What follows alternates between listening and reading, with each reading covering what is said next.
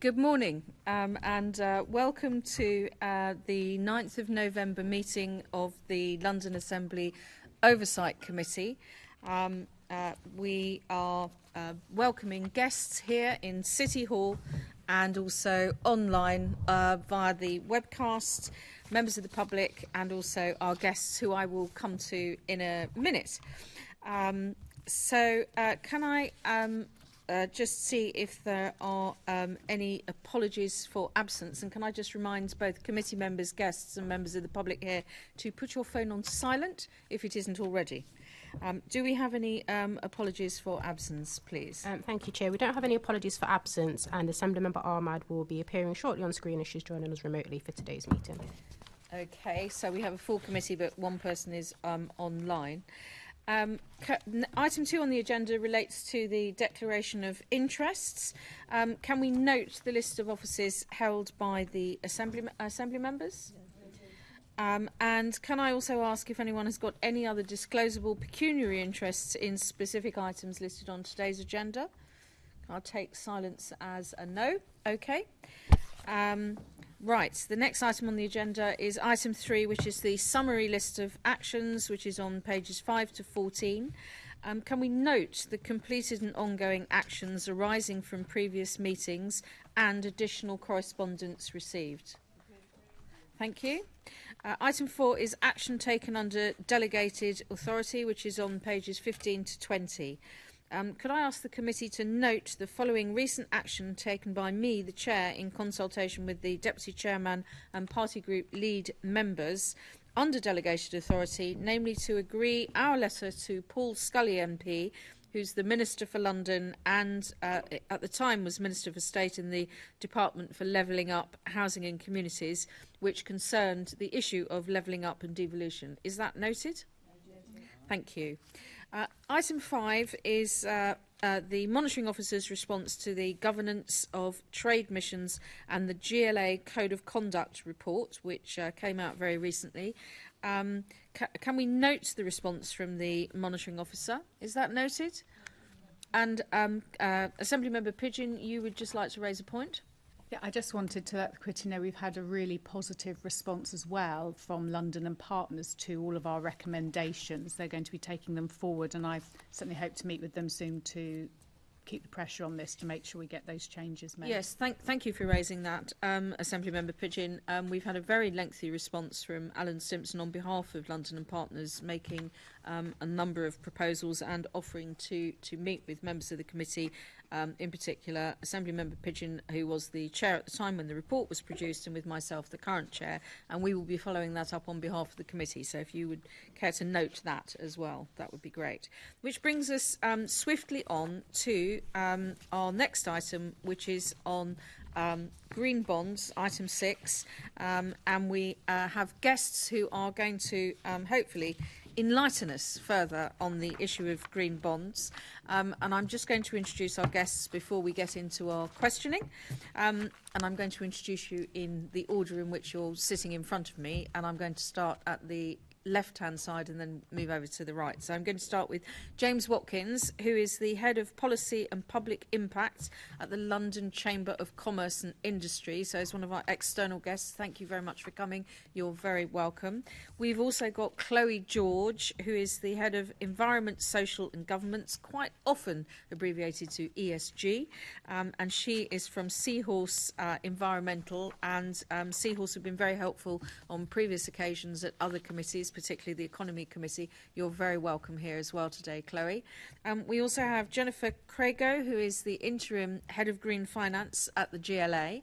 We've also got Catherine Barber, who is the Assistant Director, Environment and Energy at the GLA. And we also have Luke Webster, who is the Assistant Director, Group Treasury and Chief Investment Officer at the GLA. You're all very welcome, and thank you for joining us here today.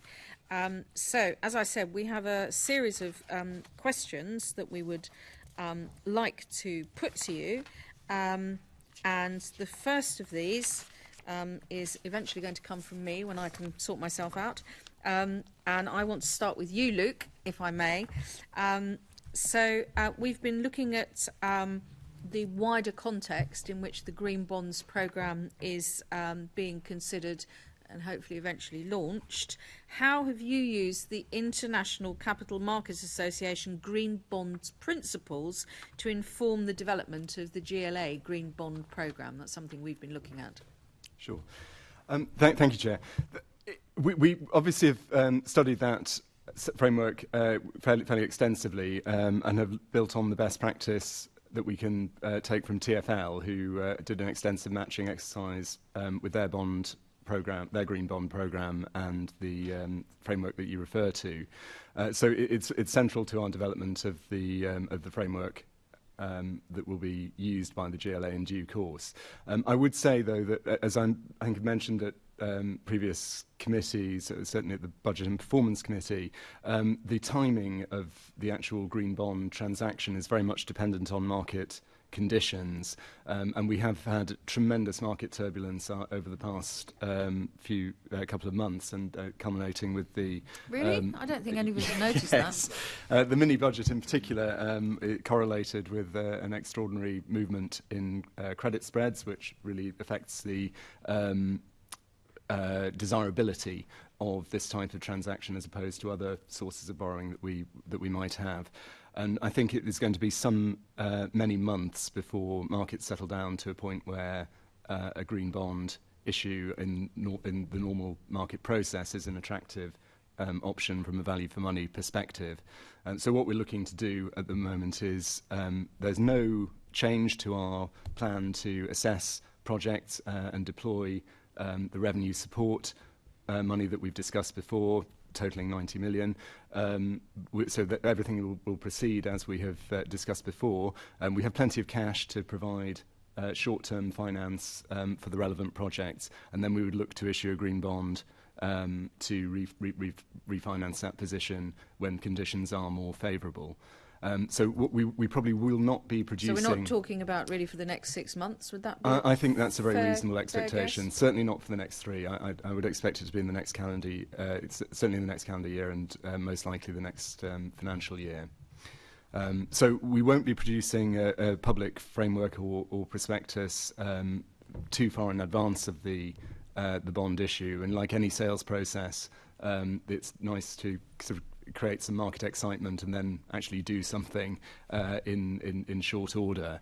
If we produce it too early, I think there's a chance that things will become stale. And also, we want to be making sure that we're producing a framework that reflects our absolute current state of knowledge about the projects that we're likely to deliver. So a prospectus is for launch, not just for Christmas. Correct. Effectively, we're Yes. not just going to produce it before Christmas. We're very lucky actually, because we have the chair of the Budget and Performance Committee is in our number, and I'm sure some of the points that you've made, either he or other members of the committee may come back to. I would just like to ask you, because you've just given us a bit of a clue that some of the timescales attached to the Green Bond programme might be moving due to market turbulence, I believe it was described by a number of people. So what are your plans for reporting against milestones, outputs and outcomes, and where will you be making those reports to? And is that something that we would be able to be kept abreast of? Yeah, certainly we would hope to keep everybody abreast of these things. The way timings have worked, it's now, I think, the central case that we can integrate the first round with the group budget process. So many of you, I know, will have had a chance to look at the group budget guidance, and you'll see that we've asked all members of the group to identify net zero projects that are fully funded and in their business plans already, but also to identify projects that are required to achieve the net zero targets but are not yet fully funded. And those are the kind of things in Table B in the budget guidance that will be eligible for the Green Bond programme. So Assembly members and members of the public will obviously have a chance to scrutinise that through the regular budget process. If something urgent or an urgent opportunity does occur this financial year, and there are a couple of things that we are are looking at encouraging functional bodies to bring forward, then that would be done by a standalone MD, which again would be subject to the normal scrutiny. In terms of regular reporting, what we'd hope to do is build on the best practice that TfL have established. So they issued a green bond in 2015, which they deployed to a range of projects, and the reporting for that is done through their annual environment report. So it's quite a good example of using an existing reporting structure to capture the new requirements, and we'd look to follow a sort of similar approach rather than creating a new reporting structure. Okay, well, we're going to come on to the issue about sort of risks and quantum later, so I'm going to try very hard not to go down that route and stick to the initial area of inquiry, although I think it will be an important whether an annual report is going to be sufficient. The International Capital Markets Association recommends that green bonds issuers align their frameworks with green bond principles and appoint an independent reviewer to assess such alignment prior to issuing the bonds. Have we appointed an independent reviewer, or is that going to happen nearer the time? Again, that would likely happen nearer the time.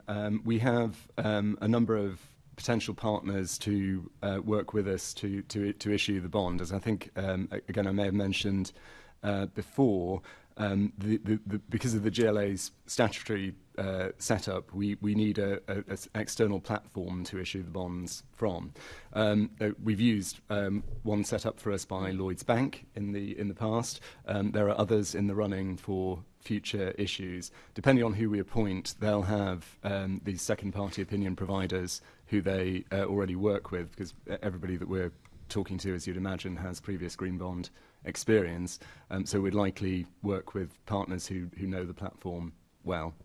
Okay, and so you mentioned TfL, and you've also talked about people who know the platform as being places where you're seeking learning. What about international learning? Because there are a number of cities and countries that have been issuing green bonds to undertake pieces of work elsewhere. Have you been looking at them to understand what went well and what perhaps didn't go as well, and things to avoid? Yeah, and certainly members of my team and Catherine's have been looking at examples such as Paris and other comparators, precisely for the reasons you outlined. Okay, and what about looking at councils? I know obviously they're smaller than the GLA, but Islington, Lewis, two examples. Any learnings there of things to adopt or things to avoid? I think that those are interesting case studies, but they're not directly applicable to our proposed transaction, because those are primarily retail offerings, which I think are an excellent way to engage residents, but they're ultimately not. It's not a source that would be material enough to move the dial with the scale of projects that we're looking at group-wide. Okay. I'm going to bring in Chloe and James at this point. I've been asking Luke where the GLA should take learning from, either internationally or in this country. Where do you think, James, that it would be useful for the GLA to take the learning from to inform its approach to green bond financing? Thank you very much, Chair. There's a number of excellent examples around the world in terms of green bond financing, and I think the Mayor and the GLA should be congratulated for having this forward-looking approach to lever in additional funding so that we do, as a city, achieve net zero. There's a whole range of different examples around the world. One example is, of course, in Japan, where there's a number of municipalities that are working on net zero, such as Kyoto, Tokyo, and elsewhere. We've heard earlier from Luke in respect of Paris and other areas. But the other thing in terms of learning as well is, I would add that there's different types of bond structures. So at the moment, the GLA are rightly looking at what you could argue is a conventional bond-like structure. But there's other kinds of bond-like structures that can also help contribute towards meeting a net zero. For example, London is arguably the second biggest financial city in the world when it comes to Islamic finance. Number one being, of course, Dubai. And there's a number of jurisdictions around the world, such as Abu Dhabi with their Vision 2030 ambitions, where they're developing Sukuk financing. Now, Sukuk is an Islamic finance bond structure which is based on the concept of patient long-term finance and isn't exactly the same as a conventional bond structure that we've just heard being described. You could argue that Sukuk financing is definitely a way forward. As we know, here in London, the Shard was largely built to a large extent in terms of Sukuk financing. Another example is has been developed here in London, actually, by Alderman Manelli, which is the issue of policy performance bonds.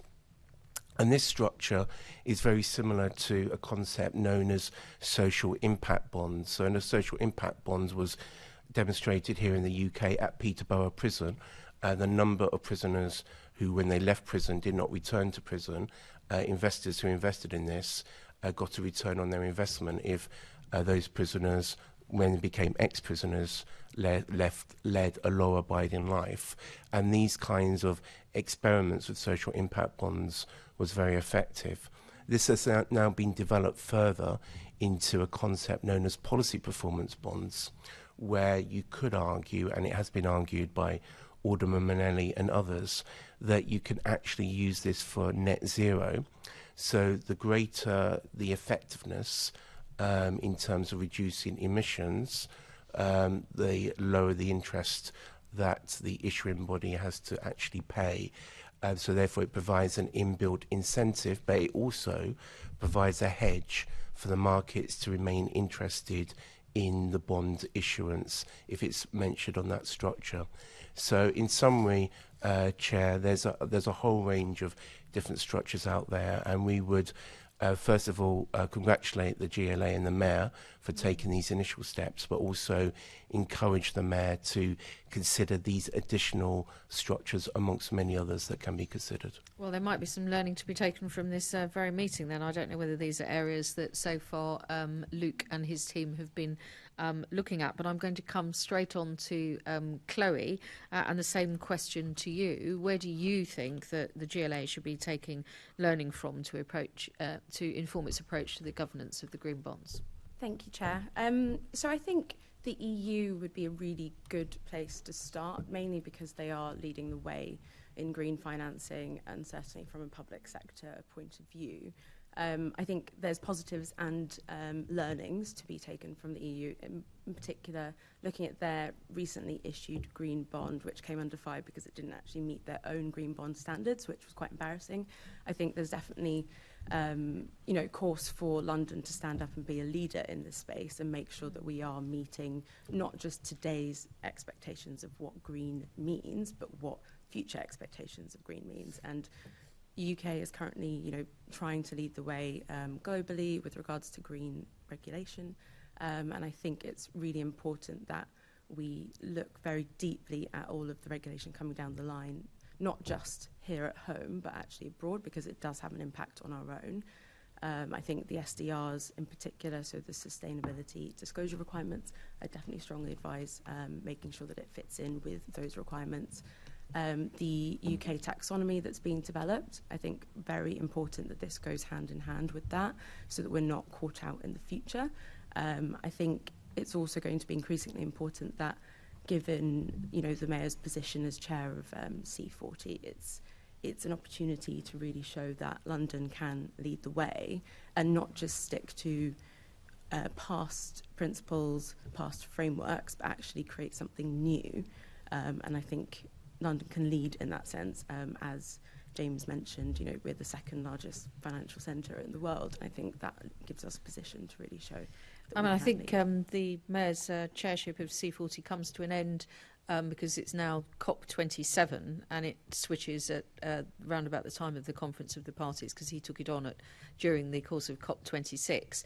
But I do think you're right. It is interesting looking at both the green bonds, but also the development of carbon budgeting for our internal budget processes. And mentioning either of these to people outside of the building has proven to excite a lot of interest. I was going to say, I think Assemblymember Prince, you said you wanted to come in, but it turns out it's going to be Assemblymember Fortune, and then we'll bring in Catherine Barber, who's also indicated. Thank you very much.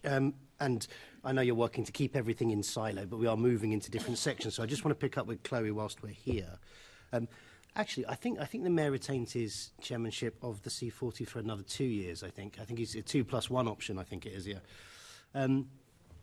Just talking about the standard of these bonds and the way we put it together. I know that GFANS, is that what it's called? Mark Carney's vehicle, that's having some trouble. I think I read in the last couple of days that quite a few investors have pulled out of it. Actually, a lot that were working in petrochemicals, because it's trying to get that standard to the place where you can sort of future-proof it, so that you understand what a green bond means and what the output of that is. Are there any clear examples of that working? And it's not a criticism. I genuinely recognise the challenge of putting together that sort of financial vehicle. So I think it's really tricky because the green bond market is so nascent and it's kind of almost gone backwards in a traditional financing structure. The demand is very much there, but I would say that our language and our definitions aren't quite as up to date as we have been traditionally in the finance sector. So I think standards are, they're very much in existence, but I wouldn't say they're commonplace. And what's not clear at the moment is exactly what would class as greenwashing within a fund, and what would class as greenwashing within green bonds and sustainable bonds. I think even the difference between sustainable bonds and green bonds is in some cases is still not fully understood. So I think we do have a lot of catching up to do, and it's really tricky for the financial sector at the moment because, as Luke mentioned, we've had an incredibly turbulent time, and it makes financing even, it makes it way more tricky. It means that ultimately people are probably pushing revenues towards more unsustainable. And a growing EM market as well, which is actually where finance is going to go, especially with those pension funds. You talked about greenwashing, which I know that's the talk of the town at the moment. I don't know if it might be worth elaborating what that means to all members. Yes, of course. So, well, again, there's not a clear definition. So I think it's really important to ask who is defining it as greenwashing. So if it's from, say, an FCA's point of view, they'd be looking towards something like the green taxonomy to give a clear definition of what classes as a green investment. And at the moment, that is up for debate. It's, I think, clear to say that in the past, it's often been defined by lobbying, which makes it much harder to clearly ascribe it to a green outcome. And I think outcomes is something that we should definitely talk about, and not just outcomes, but impacts, and increasingly additionality as part of what will be in the investment. So I think what we currently see as greenwashing today is a misleading statement that would essentially try to enable the public. It might be someone who's not quite as aware of what green means to think that an investment is for good and it is for ultimately green purposes. That's not always the case. So I think what we're seeing now with climate reporting being quite a developing area is that we need to be really clear about what are the trade-offs. We need to be incredibly transparent about yes, we might be investing 100 million in green propositions, but also, FYI, we are still investing 10 times that much in oil and gas. I think that's essentially getting that balance and looking at how it tails off. Exactly. It's really important to have the trade-off. We're going to stray into the risk section, so I'll stop it there, but thank you. Thank you. Assemblyman Prince, did you want to come in at this point? You said you might. Oh, yeah, there we go. Yes, thank you, I would. Sorry, just to Luke, actually. Later on we'll be talking about risks and so on with the green bond. But what's the advantage of having the green bond over just borrowing the money from the Public Works Loan Board? An excellent question. We would only pursue the green bond if we thought that there was going to be better value for money or some form of risk advantage. So typically, green bonds do, for a given issuer, do trade at a slightly more expensive price for the purchaser, so a cheaper interest rate for the borrower. We would hope to realise such a benefit. But in the past, we have issued bonds where, even if they're relatively close to the expected PWLB rate, we've been able to structure the repayment profile of the bond, or indeed the drawdown of the proceeds, in a way that is more suitable to the project. The PWLB is fantastically flexible in terms of when you can arrange the money, and you can borrow for any period of time, whereas in the market you tend to have a bit more of a conversation. But if you can get a good match with your intended lenders, then you can end up with a more risk-appropriate borrowing structure. So there can be risk and price advantages.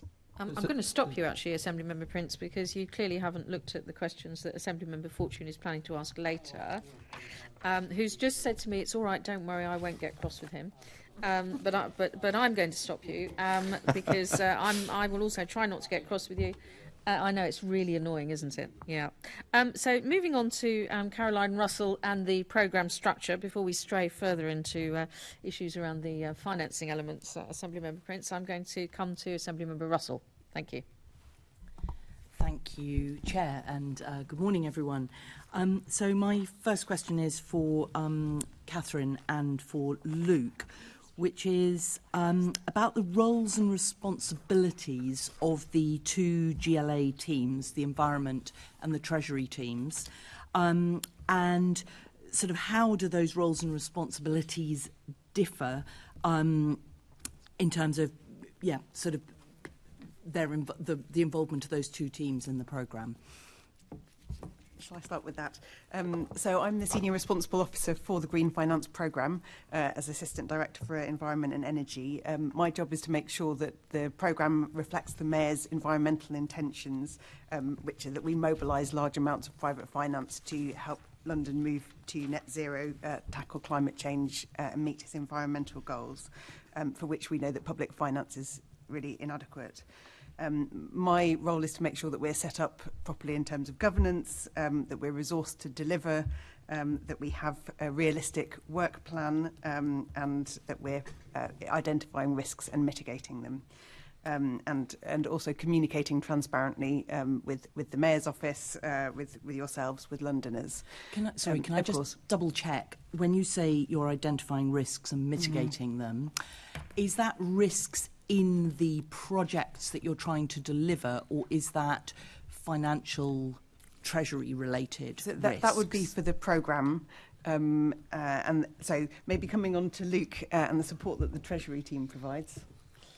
Yeah, so as Catherine said, the environment team are leading the coordination of the project, but we provide the financial and analytical support.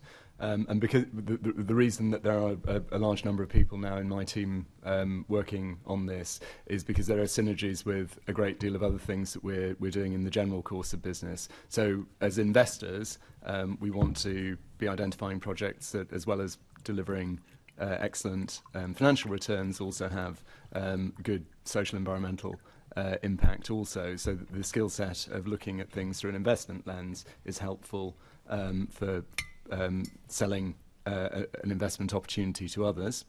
There is the very obvious synergy of the carbon budgeting work. So again, we've decided to establish that function within my team. So exactly the same skills that are required to analyse projects for eligibility for the green bond and then to report on those on an ongoing basis are the skills that Enver's team need in group finance to produce the group carbon budget. So there are lots of ways that we can deliver things synergistically through the matrix team that Catherine's outlined. And if I could just say as well, Jennifer's role as Senior Programme Manager is answering in my climate change team, but is really pulling together that collective across the climate change and Treasury teams to make it feel like one programme. And within the climate change team, we also have joining us 2 stakeholder engagement managers who will go out and do a lot of the liaison with our partners, who we hope will come to us with projects for investment and also project management capacity as well. Mm-hmm. So who is ultimately responsible for decisions relating to the programme? Does that sit... where does that ultimate responsibility sit? So as officers, we answer to a steering committee, which is chaired by the Chief of Staff, has the Deputy Chief of Staff, Deputy Mayor for Environment and the GLA's Policy Director on it. Of course, at the end of the day, the decisions will be either the Mayor's or he will delegate some of the investment decisions to us, as he's done for the Mayor's Energy Efficiency Fund. So that decision making at the moment is retained with the Mayor, although we may go to him and ask him to delegate sort of once objectives, investment criteria, etc. Are agreed. So yes, this steering committee, we've got a bit of information about it. We don't have access to the minutes for that steering committee. Is that something, can those minutes be either made public or at least shared with the Assembly so that we can scrutinise, that kind of ultimate decision making on these bonds? Because clearly there are risks and, there are going to be decisions going to be made where, there may be at times a tension between objectives in terms of meeting climate objectives and in terms of Treasury objectives. And it's important that we understand how those decisions are being made. Do you think those minutes can be shared? So I'll take advice internally, I think, from our monitoring officer and sort of governance specialists on that. We're happy to talk to you today about the topics that we've taken to the committee, that we've discussed with them, and what their role is. And so now it's a good moment to ask us about that. Okay, so we will, I'm sure. Sorry, I had an indication that Assemblymember Duval would like to come in on this point as well. Do you want to come in now, just to amplify what Assemblymember Russell is saying? Thank you very much. Just for clarity, the steering group isn't about the implementation of the scheme. There is a role for the steering group post-implementation that's going to be part of the governance of this work. Is that what you're suggesting or saying? So surely they should be different. There's different roles, isn't there? At the moment, you're seeking out best practice, you're getting together with a scheme, you're setting a direction of travel. That's what the role of the steering group is. But once you've got the scheme up and running, isn't there something a bit more formal? The steering group doesn't imply formal. Maybe I shouldn't take it as read as that. Tell us what your thinking is about these 2 specific phases of this project. The setting up, establishment, getting everything ready before you go out and make the offers or check over, and that. So what is it? Sure. So the role of the steering committee is to give us the strategic direction for the programme, reflecting the Mayor's environmental commitments, the net zero strategy, etc. And it covers a number of different project activities. So the Mayor's Energy Efficiency Fund, the Green Bond that we're talking about today, the establishment of a future financing facility, our external engagement, whether with London boroughs, 3CI, UK Infrastructure Bank, etc. It notes the PPA progress we're making, although that reports separately to a collaboration board. So it's really looking at the coherence of the programme on green finance. It will monitor delivery. It will be asking us, are we getting on with the green bond? Are we developing the project pipeline? When do we expect to be investing the Mayor's 90 million and the 500 million he hopes to raise? But it's really looking at how those things fit together. The individual project, for example, MEIF, has its own investment committee, which so Amber Investment run the MEIF for us as a fund manager, they come to us with investment recommendations, they bring that to a committee. That is, as you say, a level lower than the steering committee. The steering committee will then ask questions about are we broadly on track with the MEF? Do we expect to invest the money in the time period that was given? In headline terms, what are the climate and energy savings, that sort of thing. So can you, oh, sorry. It just might be helpful to clarify that the steering committee isn't taking any decisions, so it's not a decision-making body. When it comes to actually making an allocation, as I indicated, that will either come through the group budget process or standalone mayoral decisions. So it really is just a coordination effort at the moment. Just that there's something in the language. Standalone mayoral decisions are mayoral directions. Are they? Or standalone mayoral? How does... So maybe if I phrase it differently. So the difference between... So you officers, I'm very clear. Officers are officers. You work within a framework and all those issues. Where do the politicians come in some of those issues of guidance for you to work on investment decisions? So it's, let's forget about implementation. It's all done. You're all singing and dancing and you're ready to go out on the town and splash the cash or get the cash in, whichever it is. So what's the politician's role? What's that interface, and where will that be within your processes, and how transparent will that be? So let's pretend I'm the mayor. How fun would that be? I'm the mayor, and you're making suggestions about investment. Do I get to say yes or no, or do I bring in and say, well, actually, I've got some other investments I'd like you to consider? What's this process when we get to that stage of when you're having to make very hard decisions? So perhaps I can... What's the checks and balances? Yeah. So in terms of the sorts of questions we've taken to the steering committee as officers, we've asked the mayor's officer, the politicians who represent the mayor on the steering committee, about their objectives for the programme. We've heard earlier about climate bonds.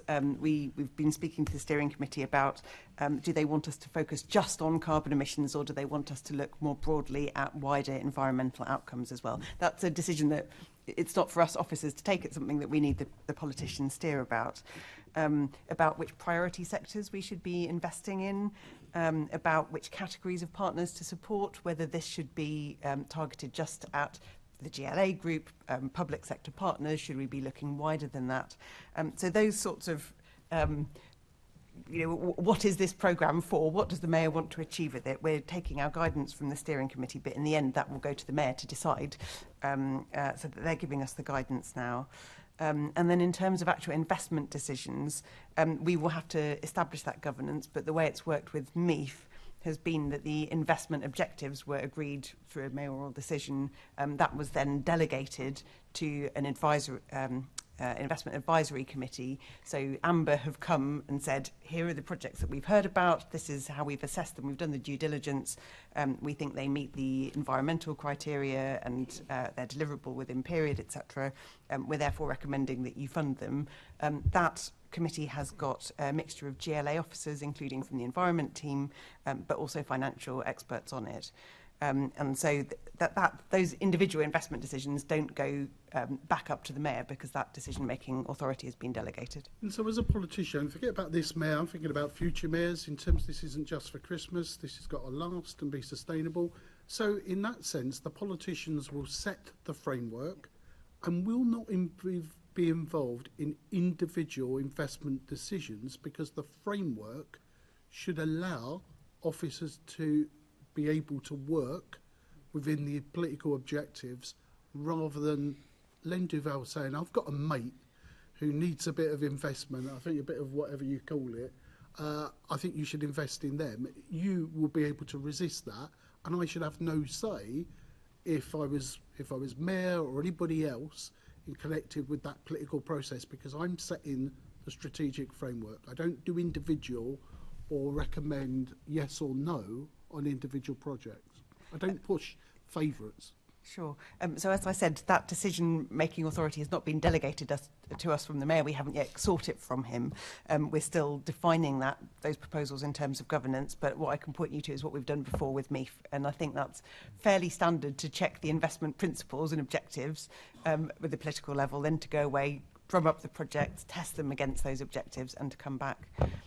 Yep. Well, Chair, can I suggest that we probably look further into this at probably a future meeting as well? Yeah, I think so, but I'm going to bring this back to Caroline, because we're kind of going into the programme process now, which is actually the next set of questioning that Thank Assembly you. Member Pigeon. Yes, Come back to you. Assembly Member Duval, I thought you were just seeking clarification on something. I was in the middle of questioning. But,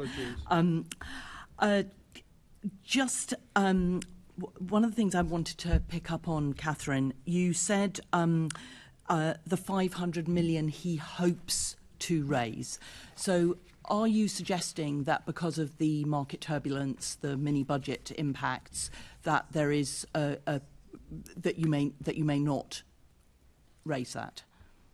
Perhaps if I could answer that question. I think the reality is interest rates have more than doubled since we started our planning process for this. So the money that we've put aside potentially will go less far.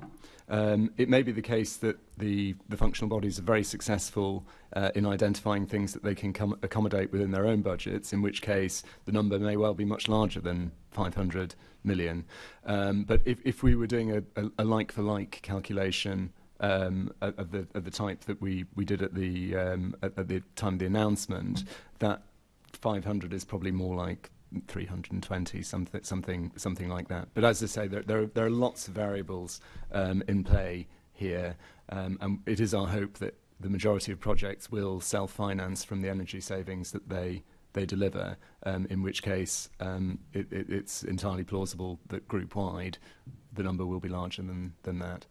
But in terms of actually, so we can probably deploy that scale of money already using our existing cash balances and other short-term financing tools. I wouldn't expect to be issuing a £500 million bond any time soon for the reasons that we've discussed earlier. Yeah, thank you. And thank you for clarifying those numbers. So just going back to so we asked the question, can the minutes of the steering committee be shared with us? And you've offered to take that away. Is there an issue of commercial sensitivity around why you're taking that away rather than just giving an answer? So I think at the moment we haven't been looking at individual projects, so there isn't that sensitivity about investments in or decisions or discussion about particular projects. I think I'll defer to Luke in terms of what one communicates to the market about timing of issuing a bond, etc. Also, just to be clear, in terms of, I think we have the analogy of splashing the cash and getting the cash in. We've talked about how it might be splashed, but in terms of getting it in, that is already very clearly delegated to me and the 127 officer. So the steering committee is not involved in the kind of market timing and capital markets interaction issues. That's very, very clearly delegated. And whilst, of course, we tell the steering committee what we're thinking about and what the market conditions are like, that isn't something that they would be involved in at a granular level. Mm-hmm. Thank you. And then just my final question is, there's a whole load of new processes and structures going on here and different ways of working, in particular this working between Treasury and environment teams. So sort of for Catherine, how many new staff members has the GLA recruited to work on the programme? Are there any plans to recruit additional staff, further staff? And will you share an organogram with the committee so that we can really see how this all sits together and works? Yes, very happy to share an organogram. So on the climate change team side, in my unit, we have 4 positions, which we came and discussed with the committee at the start of summer. 3 of those have been filled on an interim basis. We're currently conducting permanent recruitment. Interviews will be held this month, and then appointments I expect early in the new year. And so we're getting there, but it's not yet a full house. Do you want to say on your side, Luke? Yeah, so we've filled the team leader role on secondment from Funding London, which is working out very, very well. We have made offers for all of the other 4 posts. Two of those, the carbon analysts, are expected to arrive at the beginning of December, which is excellent news. Unfortunately, we've had one candidate withdraw and another we've been unable to solve visa issues for the financial analysts, so we're in the process of another round of recruitment to fill those roles. So is there is there a reason why you're finding it difficult to fill these roles? It's an exceptionally hot market at the moment. Every institutional asset manager wants to establish green finance capabilities within their firm to provide that offer to investors. Many public bodies are seeking to move towards carbon budgeting, so the skill set is in hugely high demand from city firms, consultancies, and corporates and public bodies. So it really is it's a serious challenge. I'm delighted that we've managed to get the people in place that we have. Thank you. Thank you. Thank you very much, Assemblymember Russell. I'm going to move straight on to Assemblymember Pigeon. Okay, I just want to ask at this point about the programme process. So Jennifer, if I could come to you. Has the GLA undertaken the prioritisation exercise to identify the most efficient way to allocate the green bond funding? Let's put your mic. My apologies. It is something that we're all working on together to make those definitions, and we're working very closely with a number of partners. On the GLA side, we're speaking directly with Transport for London, Metropolitan Police Fire Brigade, LRDC and Old Oak about what their requirements are going to be, and within that. And then we're also working very closely with London councils and 3CI on the local boroughs. And what we're doing is bringing in a pipeline of potential projects that we can then evaluate in terms of a variety of things. And I'm working very closely with Luke's team to come up with that evaluation criteria in relation to obviously return on investment financially, but then the more environmental aspects, the carbon savings, the biggest social impact savings, the air quality measures, impacts that will be. So it is something that is all kind of in the process at this moment in time, but none of it has yet been defined. So it's nothing's been prioritised yet at all. You're just doing a very general scope by the sound of it, of what's out there, before you then, assess and work out where you're going to prioritise. Is that correct? Yes. Altogether, we of the 19 million we could potentially be spending, we've got, over 200 million from just the GLA group potential products. And what we need to do together is define what those priorities will be and how we're going to evaluate that criteria. And we want to make sure that we get it right. And we're working very closely with a lot of partner organisations to make sure that we do the best we can. Luke, you want to come in? Yeah, perhaps flesh that out a bit. There are lots of kind of dimensions to the consideration there. So the obvious metric that one might think of is how many tonnes of carbon you reduce per pound you deploy. But there's also then the question of how quickly that pays back, because it may be advantageous to do a large number of less impactful projects rather than one that takes a massive amount of period to return. And then there's also a question of financial risk. If the savings are very certain, that makes a project very attractive versus one where they might not materialise, because again it's being able to recycle this funding that is an important consideration. So when do you expect to be in a position where you've scoped, you've then methodically gone through all of these projects, concluded how you're going to prioritise and make recommendations? What's the timescale for that? I think from recent conversations, it's our ultimate hope to be able to present a list of recommendations to our steering committee at our mid-December meeting. Right. So that's a hope to do that relatively quickly. Now, obviously, with recruitment occurring, you know, and general other activities, you know, that are taking place, it's something we do want to actually pin down as quickly as possible. And as you mentioned, it has to be a priority for us to prioritise. So ultimately, ideally, if we can, by mid-December, but if not early into 2023. Okay, and I think, oh, sorry, Catherine. If I may, I think Jennifer's right. We've promised to come to the steering committee with an update on our project pipeline. I think we'll probably be going through a number of phases of this. So at the moment, we've got a very long list of projects that we've heard about, both from functional bodies, from London boroughs, and from other public sector partners. And that comes to 200, 300 million pounds. But some of those are ideas, nice ideas, but nowhere near an investable business case. Others of them are quite close to being ready for investment. And so one of the things we'll need to do is just to filter out which ones might actually go into the first wave of this financing, and then spend time quite intensively with them, making sure that they're developing their business cases and that they can be presented in a way that can then receive the funds that Luke and Co are providing. Okay, thank you. And I think, Luke, earlier you said about the prospectus would not be produced. Am I right? I did hear that earlier. Would not be produced till much nearer, because you've got to create that market excitement. Correct. So you've also kind of said, because of what's going on in the markets, you know, there's a delay to this programme. And you also mentioned earlier the potential that the Public Loans Board might be cheaper. So therefore, could this well be 6 to 12 months off before you go out at all?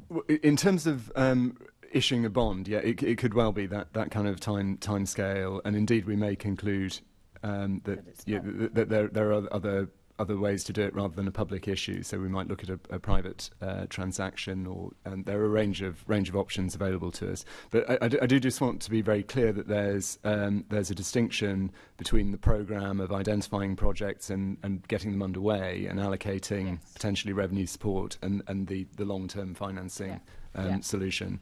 So there's no delay to our plans to actually get this work underway and allocate money. No, but there may be a delay because of looking at the markets. Yeah. Understand that. And you've obviously started to engage the market with this programme. What concerns have been raised from the market so far, and how are you addressing these as you develop this? Yeah, I mean, I think there are the general concerns with the green bond market at large. So, you know, obviously, many corporates have issued these kind of instruments, and some investors do have very real concerns about the greenwashing issue. So, the feedback that we get is to have total transparency, and to make sure that our processes are well set up in advance, so that when we come to have those conversations with potential investors, we can bring the team who are going to be doing the monitoring on an ongoing basis with us, and they can explain very clearly how investors' information requirements are going to be met.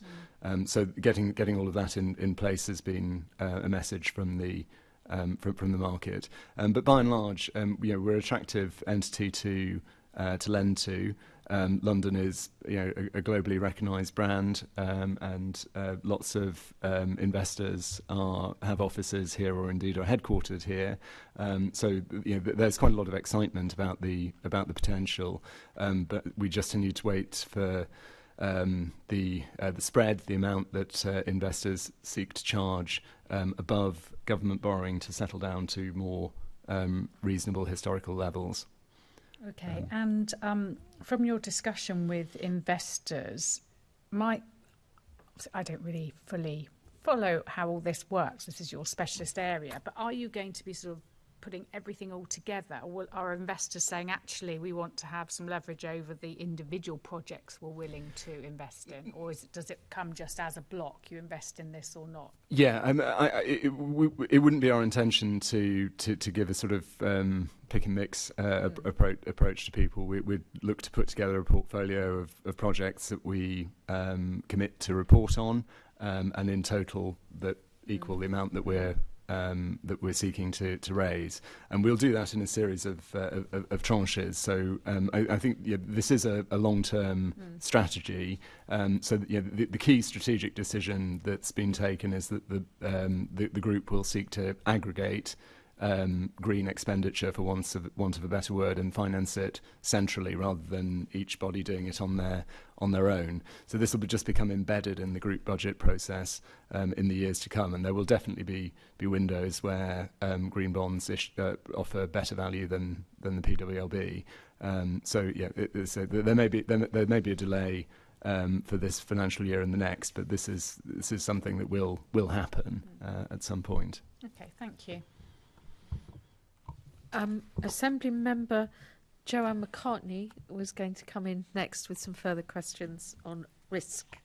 Before I do that, can I just ask? I was going to come in under... I'm so sorry. Assembly Member Hall just wanted to follow up on a couple of points. Yeah, thank you. You're saying that we've got to wait, and understandably, but for the markets to be more excited about this, and it could take this coming year and possibly the next. I mean, looking at the worst case scenario, supposing it's even longer than that, what are the setup costs?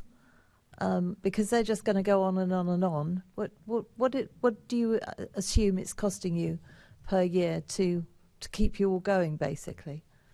Well, the staff that we have employed to deliver this. Firstly, the green bond is only part of what they do. There's a much broader green finance programme that Catherine has outlined. But the work that they're doing is work that needs to be done anyway. And as I've said, there's no delay in the plans to actually finance these projects. So all of the monitoring and allocation and analysis work needs to be done regardless of whether a bond's issued or not. The bond is really just a technical financing detail. It's an exciting prospect because it allows London to exercise some leadership and help build the municipal sustainable finance market. But it is, at the end of the day, just a Treasury decision. The more substantive issue is the fact that we're prioritising these projects and allocating a substantial amount of revenue funding to supporting them, and that's the work on the programme that the current team are delivering right now, and will need to continue to do over the years. And so, to be clear, we haven't incurred any bond programme setup costs on this, other than work that we'll be doing however we finance it. Again, we'll only be instructing lawyers and the investment banks as we get closer to the actual transaction date. And that's a process that we've been through before. We're quite good at the cost control there, I would say. Okay. I mean, if you look at London Power, that was operating at a loss with low customer acquisitions due to market conditions. Market conditions again. London Power has paused customer acquisitions, making it even more difficult to break even. So what lessons have you learned from that whole situation? So I think this is a pretty different context. I mean, London Power is set up to encourage domestic consumers to switch their energy provider. That, just because of what happened to prices and the fact that we're now all pretty much paying at the capped limit, doesn't make sense as asking people to switch right now is not the right thing to be doing. That's why London Power is not marketing. I think the demand for investment in green projects is still very much there, and perhaps colleagues could say something about trends in the market, but the commitments by cities, by national governments, by corporations to getting to net zero ever quicker are just going up and up, and we see what's happening at COP27 this week with just a real understanding of the climate crisis and why these projects need financing. So I think there is demand there to make these investments. There are people coming forward with the project pipeline that we're seeing. So I don't think it's the same sort of risk as we saw with London Power. Yes, there's market turbulence, but it will be affecting the decisions in a different way. And you think that people will be, or investors will be quite happy to come to you as opposed to other people offering similar schemes? So I think cities have proven that it's possible to raise finance in this way. Paris earlier this year issued 700 million euros for a green and sustainable social bond. Stockholm now has over €1 billion in investment through a similar approach.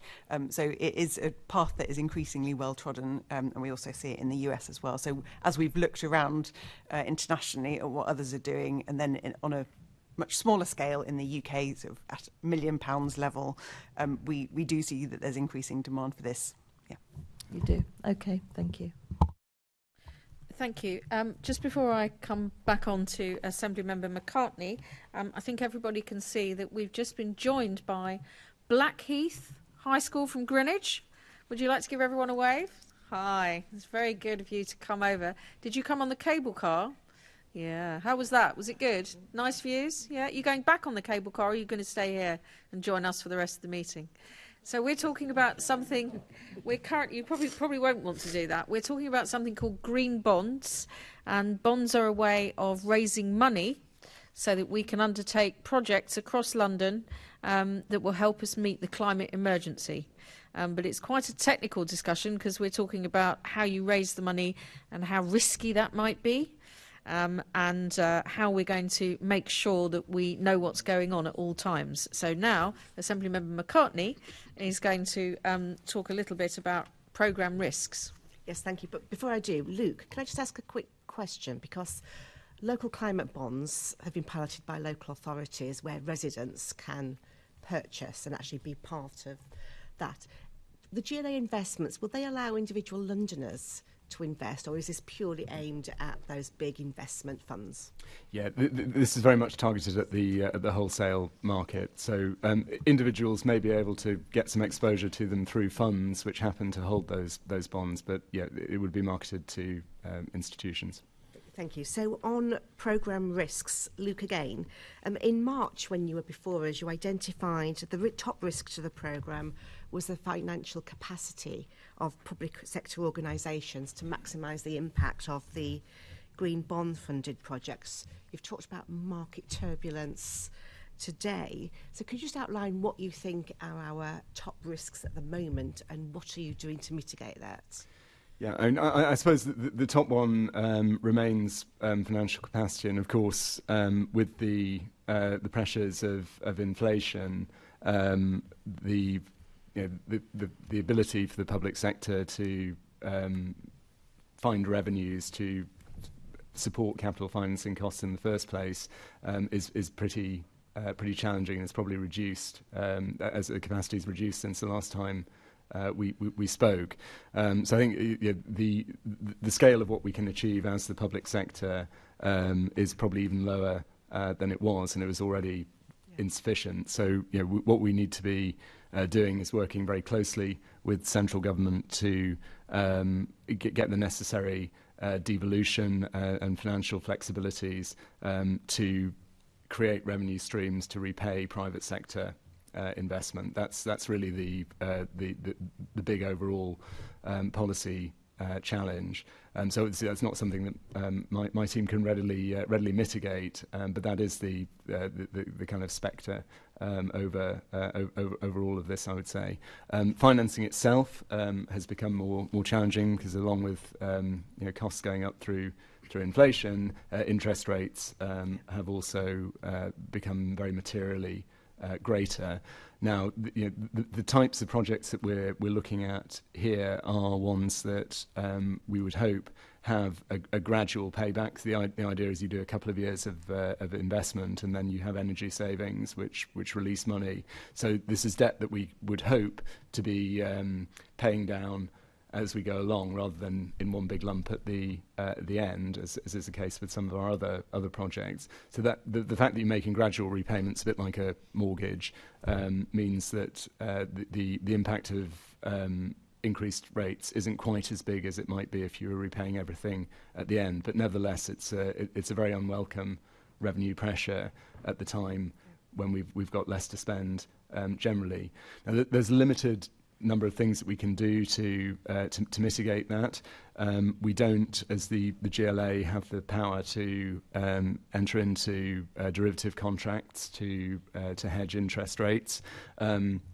But that's not free in any case. So we are, to a certain extent, hostages to fortune at the interest rate that's prevailing at the time that we need to spend money. What my team does spend a lot of time thinking about is how much variable interest rate risk we bear by using our internal cash.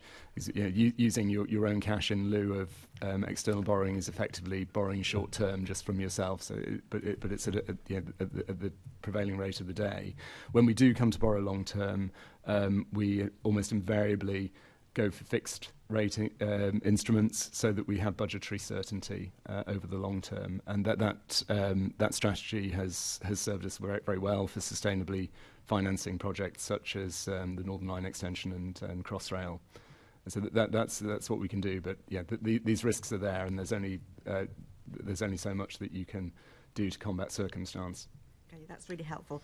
You mentioned there about devolution of flexibility from government. Could you just expand on that a little bit more? I'm not sure I understood that fully. Yeah, well, I mean, one of the challenges that we face as a city is that there are, and we've got endless case studies from transport infrastructure for this. There are projects that one can do that have a tremendously, absolutely stellar internal rate of return if you look at a gross value added basis. So, all of the net tax gain that occurs from these things, but the amount of that is actually retained locally is minuscule.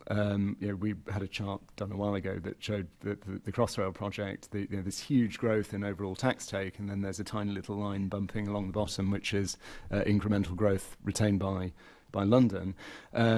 So we need access to those revenues to repay investors. People provide finance; they don't provide funding. They need the money back, and they need a return commensurate with the risk. So unless we can actually capture the upside and then passport it to the providers of finance, we can't build an effective business case. And it's very frustrating when we see many projects that are to the massive net benefit of the UK that could be delivered in London, but we can't build a business case because the majority of the upside goes elsewhere. I think there's something interesting here about, of course, wanting there to be a good return on investment so that we can repay those who've lent the money. But from my perspective, it shouldn't be so good and so quick that the private sector wouldn't be doing it anyway. We should be using this £90 million that the Mayor has made available to help make projects happen that wouldn't have done otherwise. And so there's, we have to get that balance between the financial return and the pushing the envelope on the environment. Yeah, that's really helpful. I don't know whether Peter might pick this up a little bit in his section as well. That might be useful. But Jennifer, can I just come to you briefly? We've heard about the risks.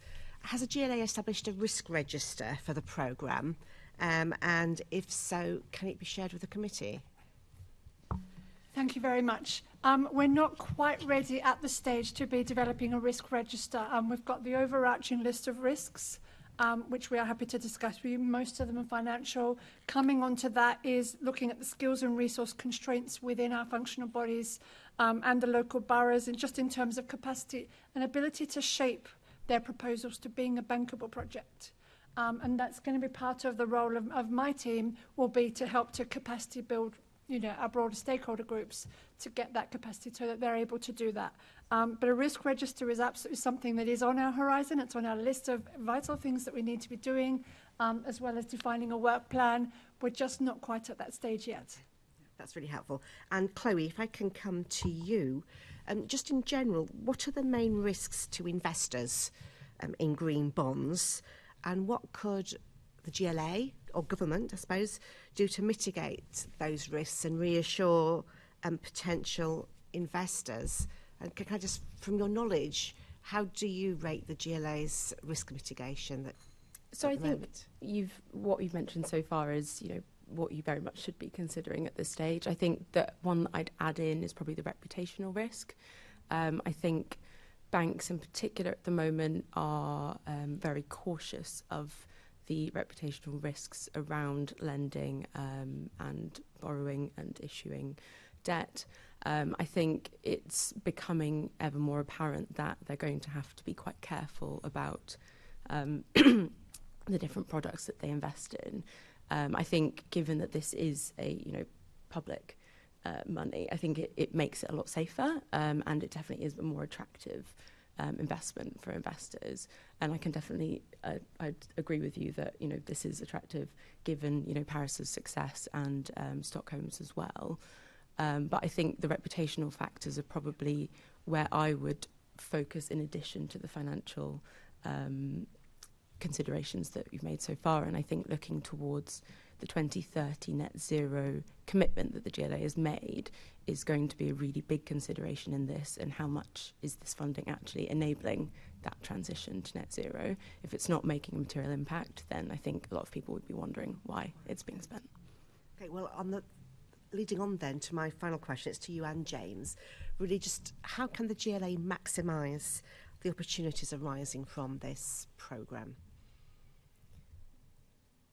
I think, so I've talked a bit about leadership, and I think this does offer a great opportunity for London to step forward and really show that it's taking its commitments seriously. I think it's a great story for the mayor. I think it's also a great story for the city.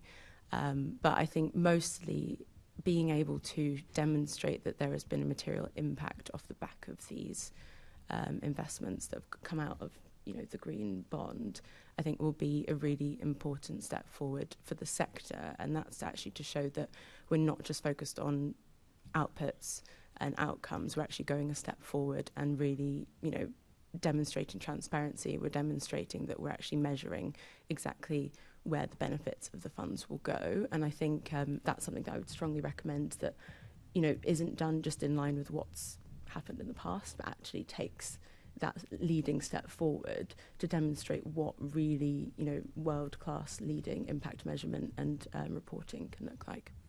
James.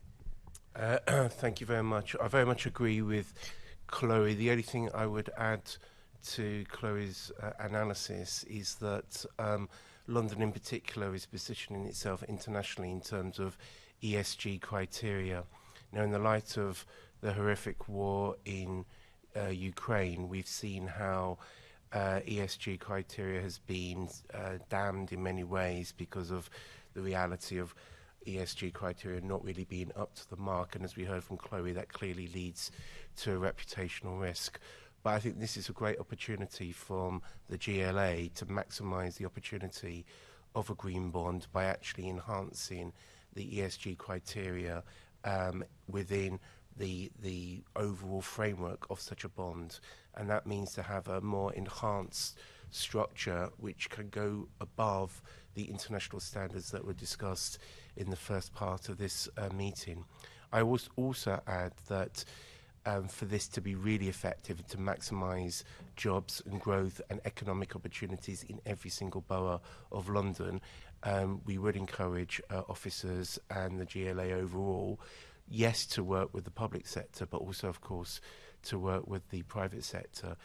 At the end of the day, London is driven, yes, by large businesses, by the banks and the financial institutions that Luke and others have spoken about today, but it's actually those small businesses and those SMEs who are actually driving forward the net zero challenge. And I think one of the key issues that could maximise the opportunities, on top of the issues that Chloe has rightly said, is the issue of retrofitting. And we do think that really, if we are going to meet that net zero target that by 2030 that the mayor has rightly identified, then we could see the green bond issue and also iterations of that green bond activity really addressing retrofitting, because if we don't really retrofit our schools, our hospitals, our commercial buildings and our homes across London, it will be very difficult indeed to meet net zero by 2030. Yeah, I'm just looking at the table I've got here. Catherine, is retrofitting part of the programme? Because I can't see it down here. Potentially, yes. So in the original announcement that the Mayor made in February about the bond, social housing decarbonisation was mentioned as having potential. And we've supported through our retrofit accelerated workplaces programme the development of project ideas. That's been in public sector buildings, but again, so that's retrofit that potentially could fall under this financing as well. Yeah, thank you. Thank you. Assemblymember Fortune, did you want to come in at this point, or are you? Okay, so we'll hold your thought on this, and we'll come back to you in a short moment. In the meantime, Assemblymember Prince, I think, is going to pick up the next set of questions. Thank you, Chair. Good morning. This is to Catherine. Since you've embarked on the programme, have you identified any additional training and development needs for the teams that are involved? And how is the GLA addressing those needs, please? Yes, so green finance is a relatively new topic to the Environment and Energy Unit. So we're running we've asked Green Finance Institute to run training sessions for both the members of Jennifer's team, but also wider members of climate change, environment, energy teams under me. And I think that's happening in the coming days. We've all been signing up. 21st, says Jennifer. So we've got a series of training moments for those of us on the environment side. And Luke, I don't know whether you're doing the same with your side. Yeah, I mean, so most of the new hires in my team who are working in this area are very experienced and come from that background. But for the general investment staff, we're seeking to build awareness through. We have a training program called the Investment Management Certificate.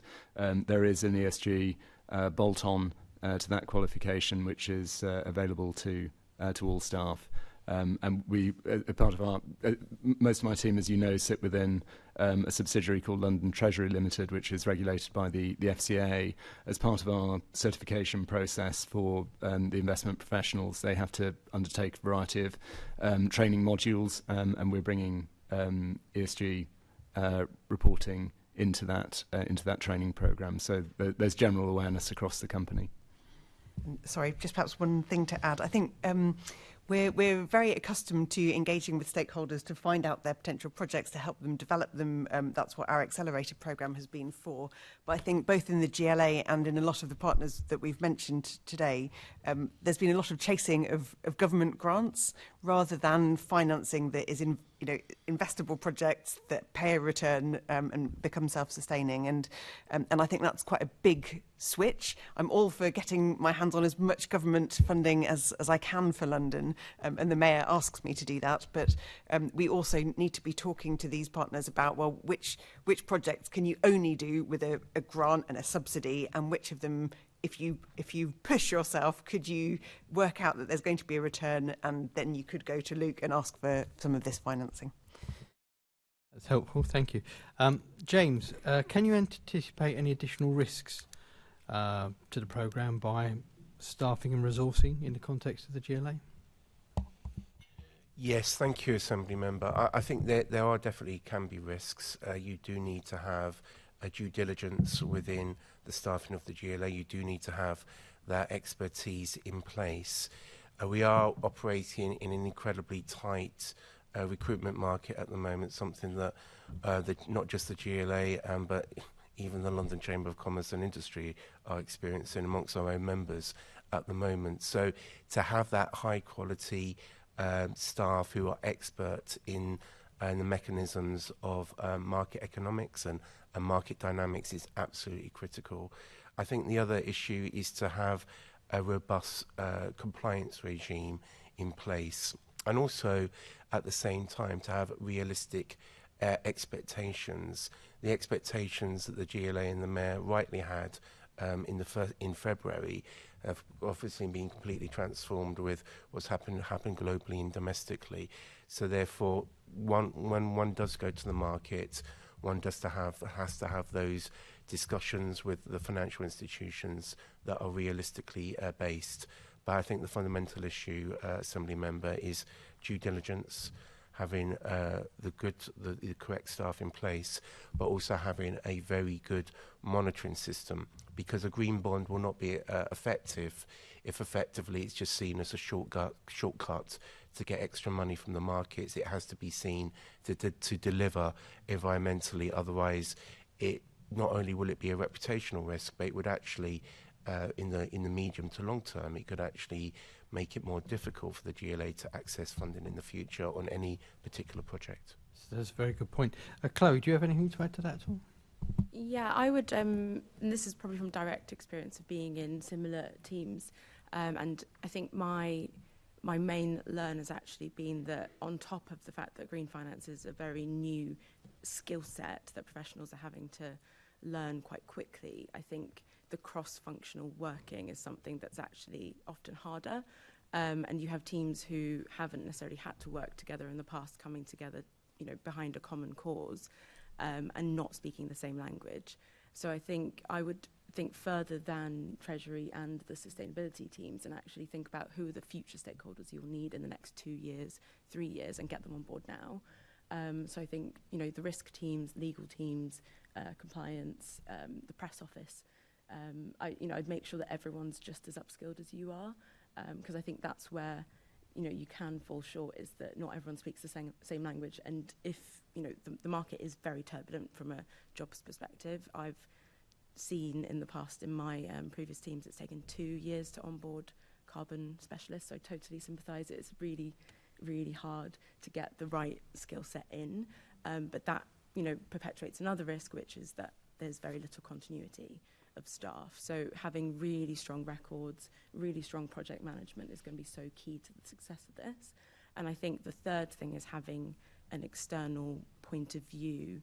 So I know you're working with a number of partners, but you know, the financial institutions have incentives to raise green debt. Yeah. They have their own green finance targets to meet, and they need to meet those. So whilst I think they offer very credible advice, I think it's really important to make sure that whilst you know that your partner will assure your reporting, it's important to make sure you're getting your own independent advice as well, because I think the market moves so quickly. We need to make sure we're staying on top of you know, each movement, each legislation, each regulation, etc., and continue to look towards international best practice and not just what's happening at home.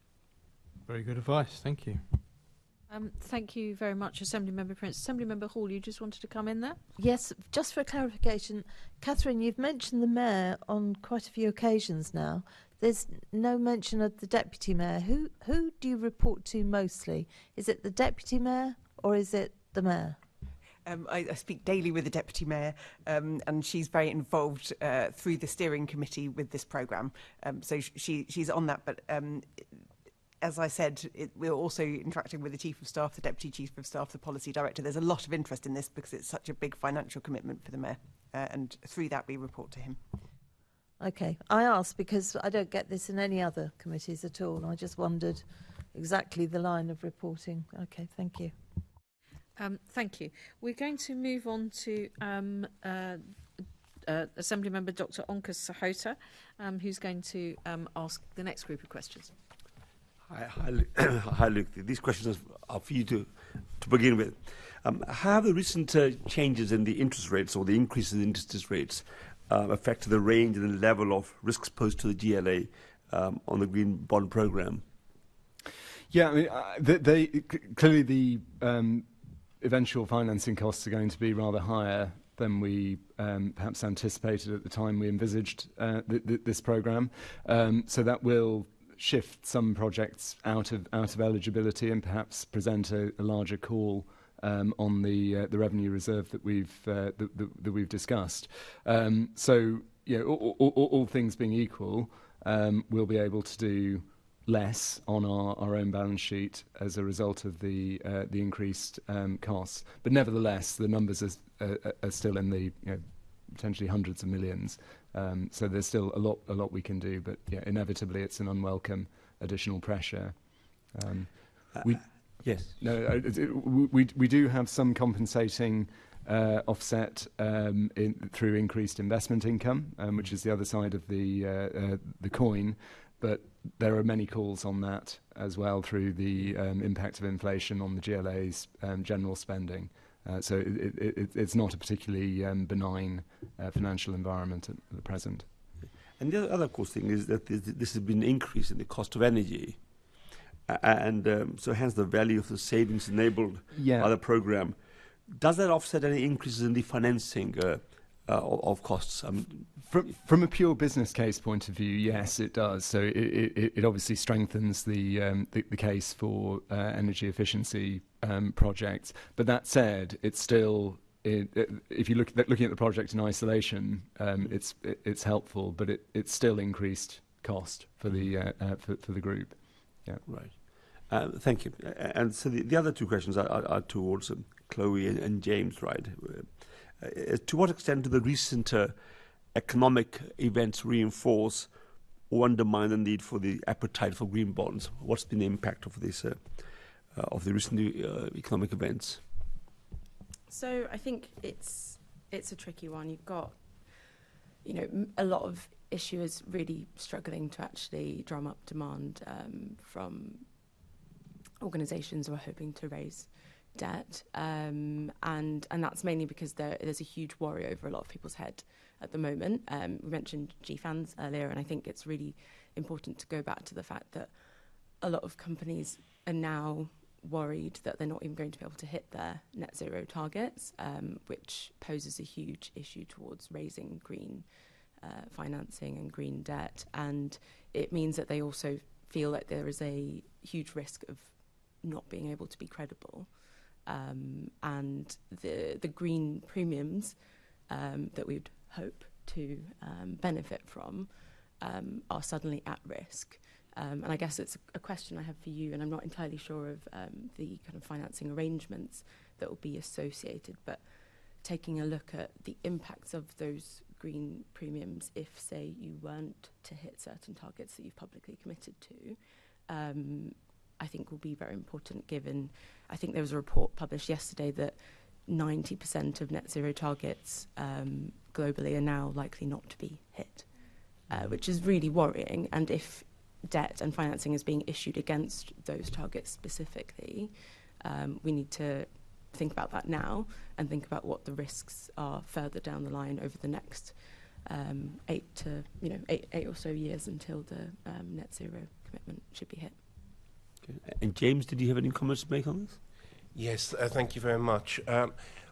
While I definitely agree with Chloe in terms of how the market volatility has led to market participants pulling back quite significantly, that has to be seen at the same time within the wider context that Chloe and others have rightly articulated, that there's a growing trend towards ESG-based finance, particularly in terms of climate bonds and environmental bonds and other forms of bond financing.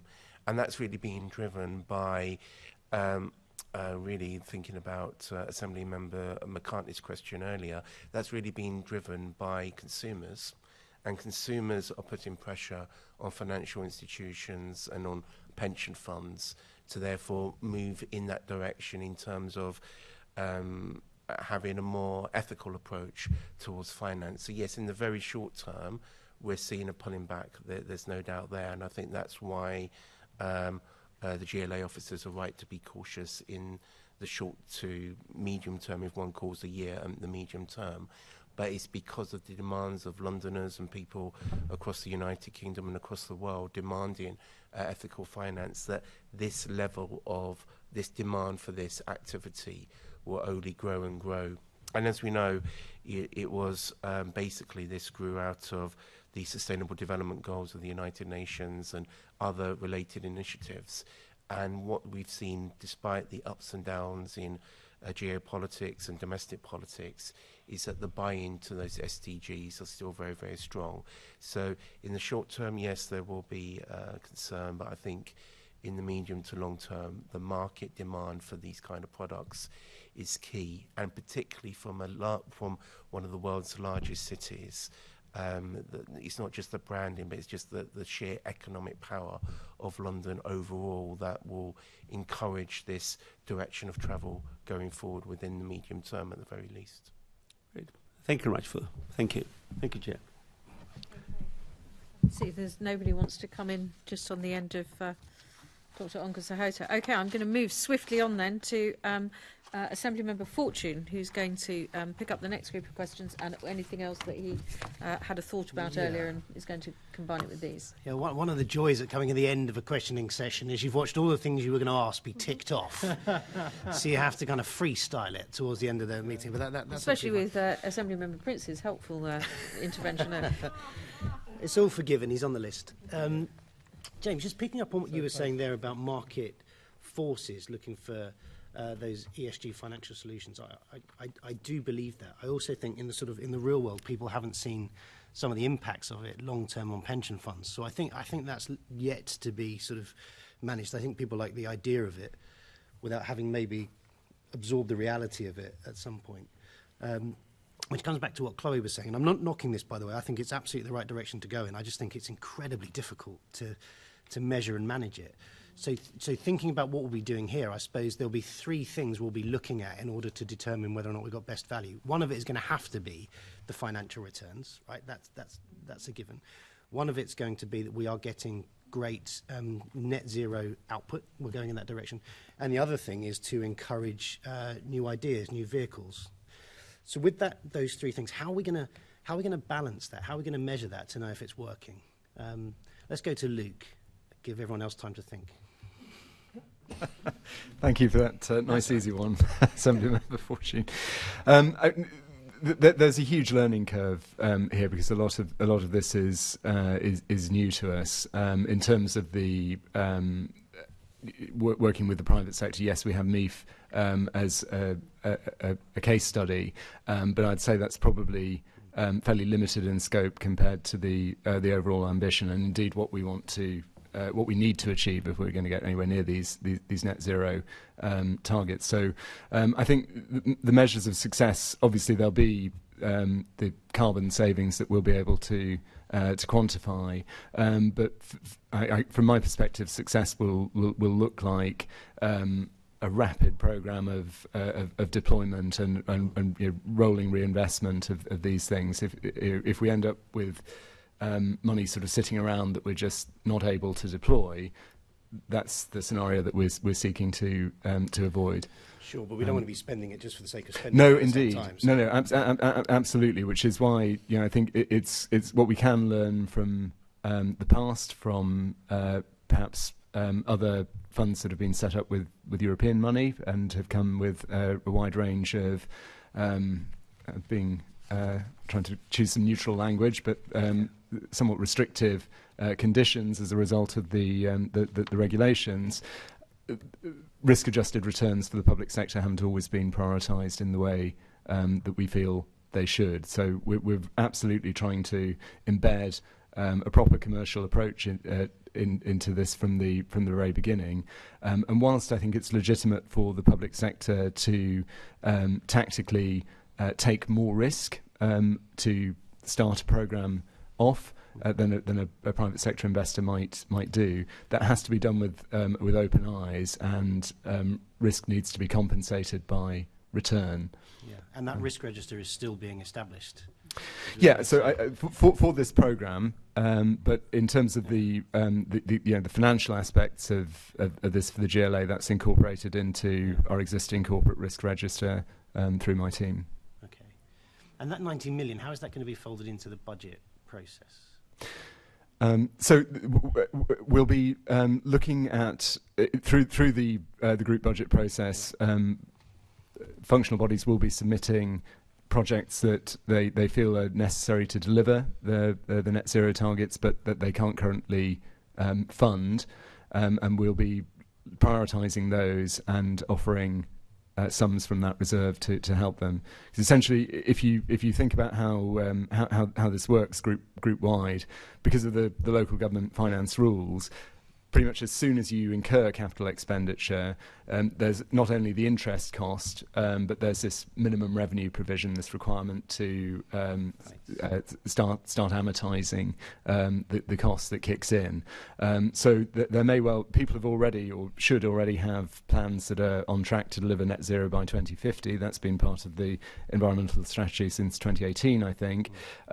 So accelerate that to 2030, you essentially need to bring investment forward. And that comes with an additional in-year cost, which people's budgets may not be able to accommodate. That's what the 90 million is for, to help bridge that and allow them to do things sooner and therefore accelerate the targets. So you've spotted my direction of travel, but Catherine, yes. Sorry, I was just going to say that a small part of the 90 million will also be spent on staffing. Staffing numbers will show up in the budget, of course. And we've also been talking about using some of that money for project development funding, because one of the things that we know is that those partners that we're going out to and saying, come to us with your project ideas, most of them are not yet in an investable case. We have currently got support from the EU through the Mayor's Accelerator programmes for workplaces, for homes, and local energy accelerator as well. But one of the things that we're talking about is whether we use some of that £90 million, and it would be definitely the minority of it, but some of it, towards supporting the project development to make sure we actually have projects we can invest in. So that may also show up in the budget. So I thought there was an £86 million was going to sort of finance the project, and about 4 million was going to special projects, was my understanding. We're discussing those numbers internally now as part of the budget process. Those numbers are soft, that's in the report. How soft are they? Floppy or? I don't think I should announce the budget before it gets presented to you. All right, okay. It is, that's something else on the list just after Keith. So talking about the GLA family, there was a mayoral decision about, it says that it was going to allocate a share of any green bond proceeds in order to finance grants to TfL. Can you just explain a little bit more how that would work? And those grants, would they be limited? Yeah, so if we're raising the funds centrally and then distributing them to the functional bodies, TfL being one example, we have a choice of how we do that. We can either do a sort of back-to-back loan, so on lend the proceeds, or we can just top slice future funding that we might be otherwise giving to the functional body in question. So, if you take MOPAC as an example, a lot of their funding is not within mayoral discretionary control. Police funding is either passported directly to them or comes to them as a grant. So in that case, a loan might be the appropriate instrument. But with TfL, because the majority of their funding comes through us in the first instance, a loan might look a bit like playing shop. So it's probably more sensible just to top slice future funding to recover the GLA's costs. Using the MOPAC example, we wouldn't lend anything from the green bond to MOPAC for revenue costs. Oh, no. Talking about the revenue budget, that would be either, well, in the MOPAC example, if we made them a loan, we might then provide additional funding, calling on that 90 million to help them service the costs, or we might choose to apply a lower rate to the loan and then pull some of that 90 million back into the general GLA budget.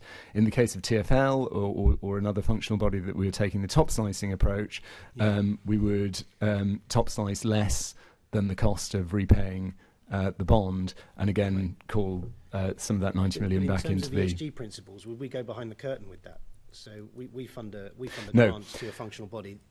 They spend that grant money on something. Is that going to have to meet our principles? Yeah, so they'd only be eligible for that revenue support and indeed the finance in the first place if the projects meet our criteria, and we would need to maintain a clear line of sight to those projects so that we can do our reporting to investors. So yeah, it's a bit of a sort of it's a backstage issue how we provide the finance, but the link between the bond and the projects that it's being used for needs to be very, very clear and maintained over the project life. So could it be used to fund something like a scrappage scheme? Scrappage would generally be viewed as a revenue cost. So that wouldn't be something that would. So it's strictly limited to capital expenditure. Yes, yeah, like all borrowing that we do. I just like to get people saying it on tape. That's all. So looking at some of the in how that debt is managed. There's a paragraph in the appendix I read which says, in addition to integration of investment activity, there's an obvious case for coordinated borrowing, taking a holistic view of group cash as a substitute for external borrowing and making use of higher credit rating of the GLA arising from its position in the group funding hierarchy. For instance, aggregating borrowing requirements related to expenditure with environmental benefits to create scale for mayoral green bond. So that sort of translates to say that it's cheaper for the GLA to borrow than for TfL to borrow. So we're going to sort of absorb that debt. Is that right? Yeah, I think it's also if one is going down a bond transaction route, then scale is very valuable. So that, first of all, all the kind of fixed costs are diluted. My presumption was it's going down that route. Otherwise, there wouldn't have been the two mayoral decisions. Indeed, that's the thinking. Okay, so the GLA is going to absorb that debt. Last time I checked, our S&P rating was AA. I think is it still there? It is, yeah. So we briefly had an upgrade when our negative watch was removed, but the mini budget paid to that. Okay. So in terms, well, that was our fault. Leave it. So in terms of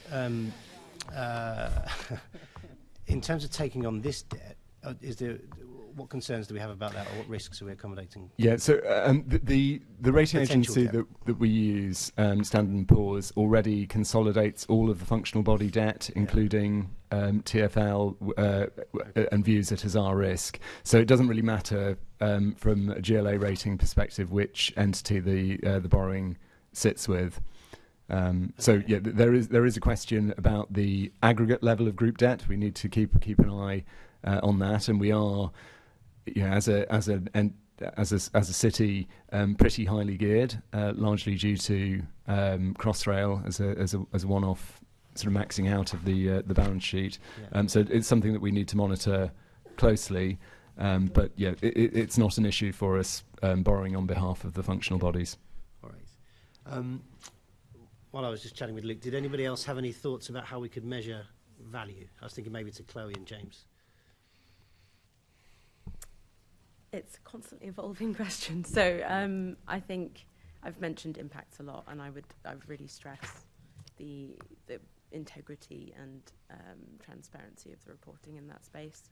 And I think the green bond space, traditionally looks more at emissions and looks at carbon reduction, but it also transfers into the more environmental and nature-based area as well. So I would definitely take that into consideration as part of, measuring the impacts, and that would be an even greater story to be able to say that a city is, prioritising the environment around that we live in and walk around in every day, not just the emissions that are produced. So I think it can create a really nice holistic story. The transparency is something you mentioned 2 or 3 times now. Can you think of some best practice where the governance of these vehicles have been scrutinised properly, or where there's been transparency? Do you know where it's enabled people to reverse decisions as well? And change so tone? In my experience, I've worked with external assurance bodies to kind of drive very robust, transparent principles, and there are several accounting principles out there that you can follow. So I'd always advise, making sure that you're using the most recent and up to date.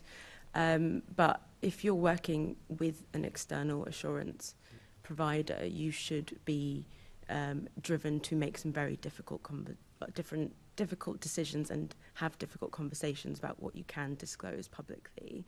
But that should also drive one to consider, if we aren't allowed to say it, why, and what can we do better next time round to be able to actually disclose on this, because a lot of the time, data just isn't available. So I think having really solid tracking processes, which I know you've mentioned already and is part of the ICMA's guidance on green bonds, I think ensuring that teams are constantly, whether it's weekly or monthly, but required to actually disclose every piece of work that they've been that's come in as part of these projects.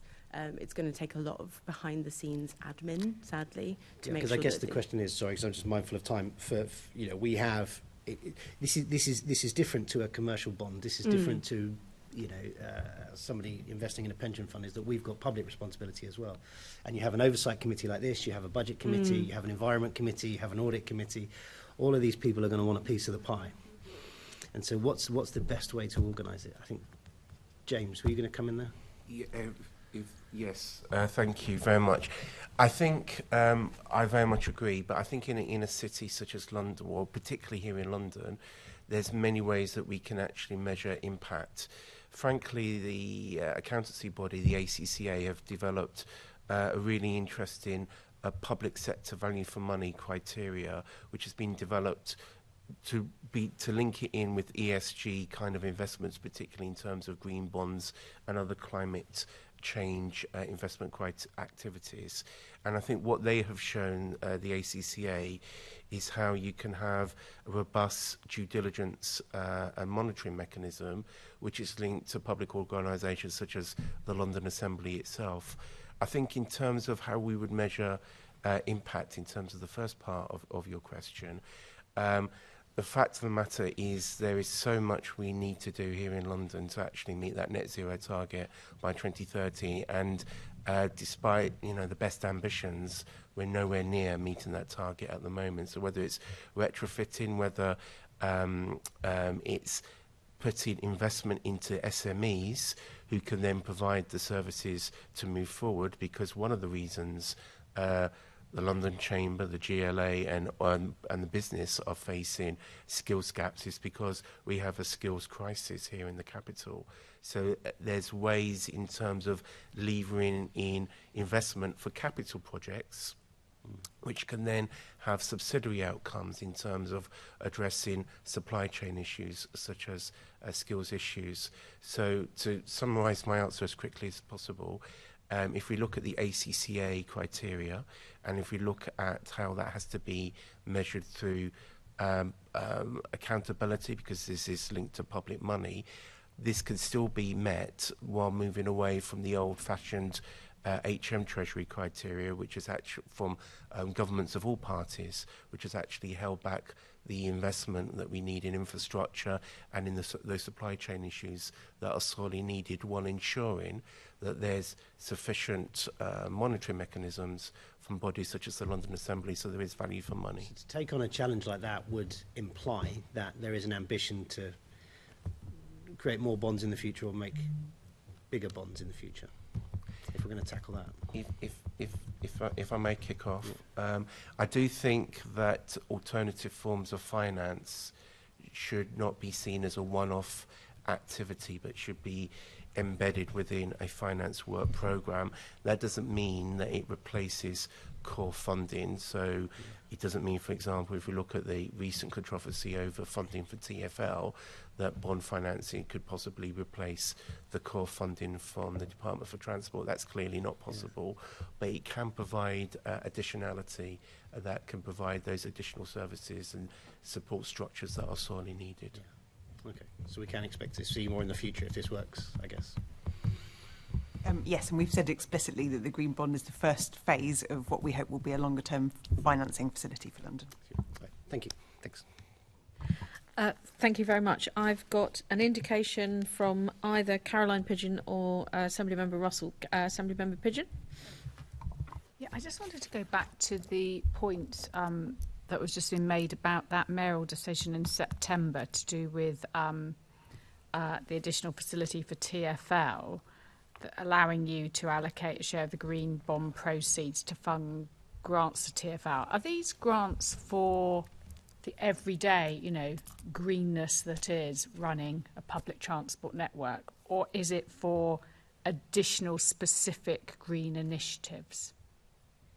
The mayoral decision in question allows us to make capital grants of any kind to TfL, so it's not only the green bond, but if we wanted to use the green bond mechanism, and indeed if they wanted to bid for any support from the 90 million reserve, then we would need to understand the project and build that into our ongoing monitoring. Your expectation would be that project from the green bond element would need to be something additional that was I don't know, greening a fleet, doing something, rather than the everyday maintenance and renewal? Yes, and although I mean, one could potentially see a scenario where the everyday maintenance might be done a bit differently to improve the environmental impact, potentially.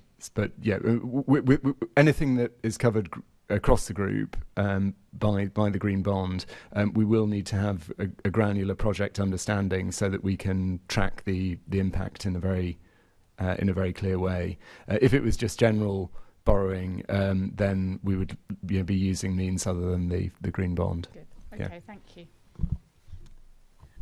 Right, I think we're moving on to Assemblymember Best and our very last group of questions.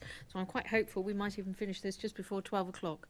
That's a lot of pressure. No, I think we'll be slightly brief because, as much like Assemblymember Fortune said, I think a lot of has already been covered. But I'm going to focus mainly on timescales and come to you, Jennifer. And I know you touched on this earlier with Caroline, but just could you identify some of the key milestones for the programme and over what period of time we should expect those to come forward? We are in the process of defining an overarching work plan which will have those milestones within it incorporated. I think for now and definitely for the remainder of this year, we're focusing on that more strategic element and making those decisions in terms of objectives. Going forwards, there will be 2 tranches of funding within this mayoral term, and that's subject to the detail of what is in the pipeline. And we hope that the first will be at the end of this financial year, and then early in the next financial year. Sorry, Jennifer. I think what we've said is in the first half of 2023 is sort of wave 1 awards. As you said, we'll go to the steering committee with an update on the project portfolio by the end of this year. But in terms of actually awarding and having gone through the due diligence, that would be first 6 months of next year, and then second wave, as you said, we're looking to do this in 2 waves. Second wave would be by the end of the mayoral term. Okay. Yeah, I did think that was fairly ambitious that first tranche of funding would be done by the end of this year with the objectives not defined. Do you think perhaps since February, I mean, you must have some idea what this was announced in February, we must have some idea what those objectives look like, and it seems strange to me that we don't have an idea perhaps of something slightly clearer of when you'll release those. But you're saying that's by the end of December you'll have the strategic kind of objectives finalised. Next half of next year, did I understand that right? That's the first tranche of funding. Yes. So as Jennifer said, we've been talking to the steering committee about the objectives testing since it was announced in February. What we've learnt through the intelligence gathering from our own functional bodies, from the boroughs and others, to see whether there's anything we want to evolve there. So I mean, I just think the objectives remain very close to what was said in February, mobilising significant flows of private capital into supporting London's net zero 2030 pathway, Mayor's environment strategy, tackling the climate crisis while growing the green economy. Some of the discussions we've had have been about wider environmental objectives, and the steering committee have this month made it clear to us that they do want to see those in there as well. So as well as carbon emission saving, also things like air quality, pollution control and prevention, urban greening, biodiversity, etc. So one of the milestones that we'll be taking up with the team now is how do you then turn those into assessment criteria for when projects come to us, because our ambition is absolutely to have a surplus of projects, so we've got a choice. We would be sad if we just had exactly the number of projects and the amount of money, and we weren't just able to choose the very best ones. I think there have been other objectives mentioned about increasing green skills in London and tackling inequalities. And again, we just have to come up with a mechanism for deciding how important those are in the weighting of projects as we decide on them. So that's something that Jennifer and team will be working on, also with colleagues in Luke's sort of specialists. And then I think the range of sectors, we previously mentioned built environment, energy generation and storage, clean transportation has come up quite a lot in our conversations, district energy schemes, etc. So that's defining those objectives now and turning them into investment criteria is the immediate next step. and then funneling it down from the long list of projects to the shorter list to the ones which Luke and team eventually say, yes, this is investable. We can see that the financial return is here. And we need to do all of that for the first wave in the first half of next year. Okay, thanks. So, Jennifer, to come back to you, how do you expect this to all come together in terms of, is this going to be in one big report? Is there going to be one report kind of explaining the finances behind this and the strategy behind the finances, and then another which around the environmental aims, or is this going to be one collegiate kind of document that we will then review, hopefully in the first part of next year? This is something that we're still considering and making those decisions on.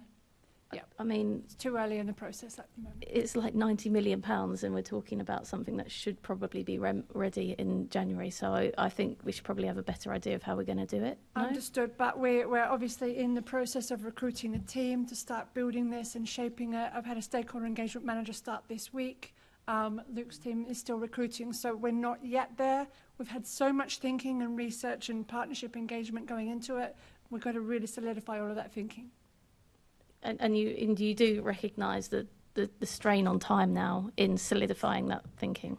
Absolutely. Yeah. Okay. So the funding will be awarded in the first half of next year, so say by summer. And then when do you think that we will see a first project delivered? Do you have something in mind? Is there, a firm one that we can look and see something from end to end, and this is the final product, how it's all worked?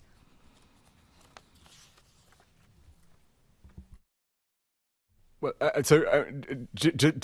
again, we need to be very clear on the division between the programme for awarding monies from the 90 million and for things financed eventually to be financed by the green bond, because there'll be stuff identified in the group budget process, which you'll see shortly, and will be finalised in February in the normal way, that will be eligible for bond finance in the fullness of time. So I'd hope that there will be some projects kicking off in the next calendar year, with energy savings materialising a couple of years therefrom.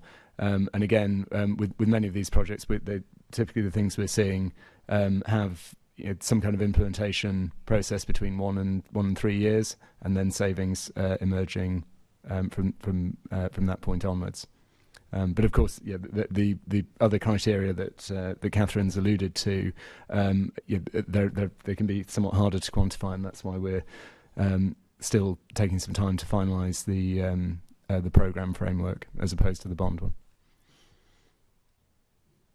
Thanks. Jennifer, is there any particular work that you're going to use to show how, obviously, the Mayor's target is net zero by 2030. Is there any particular work you're going to run alongside this to show the impact of the green bonds in accelerating?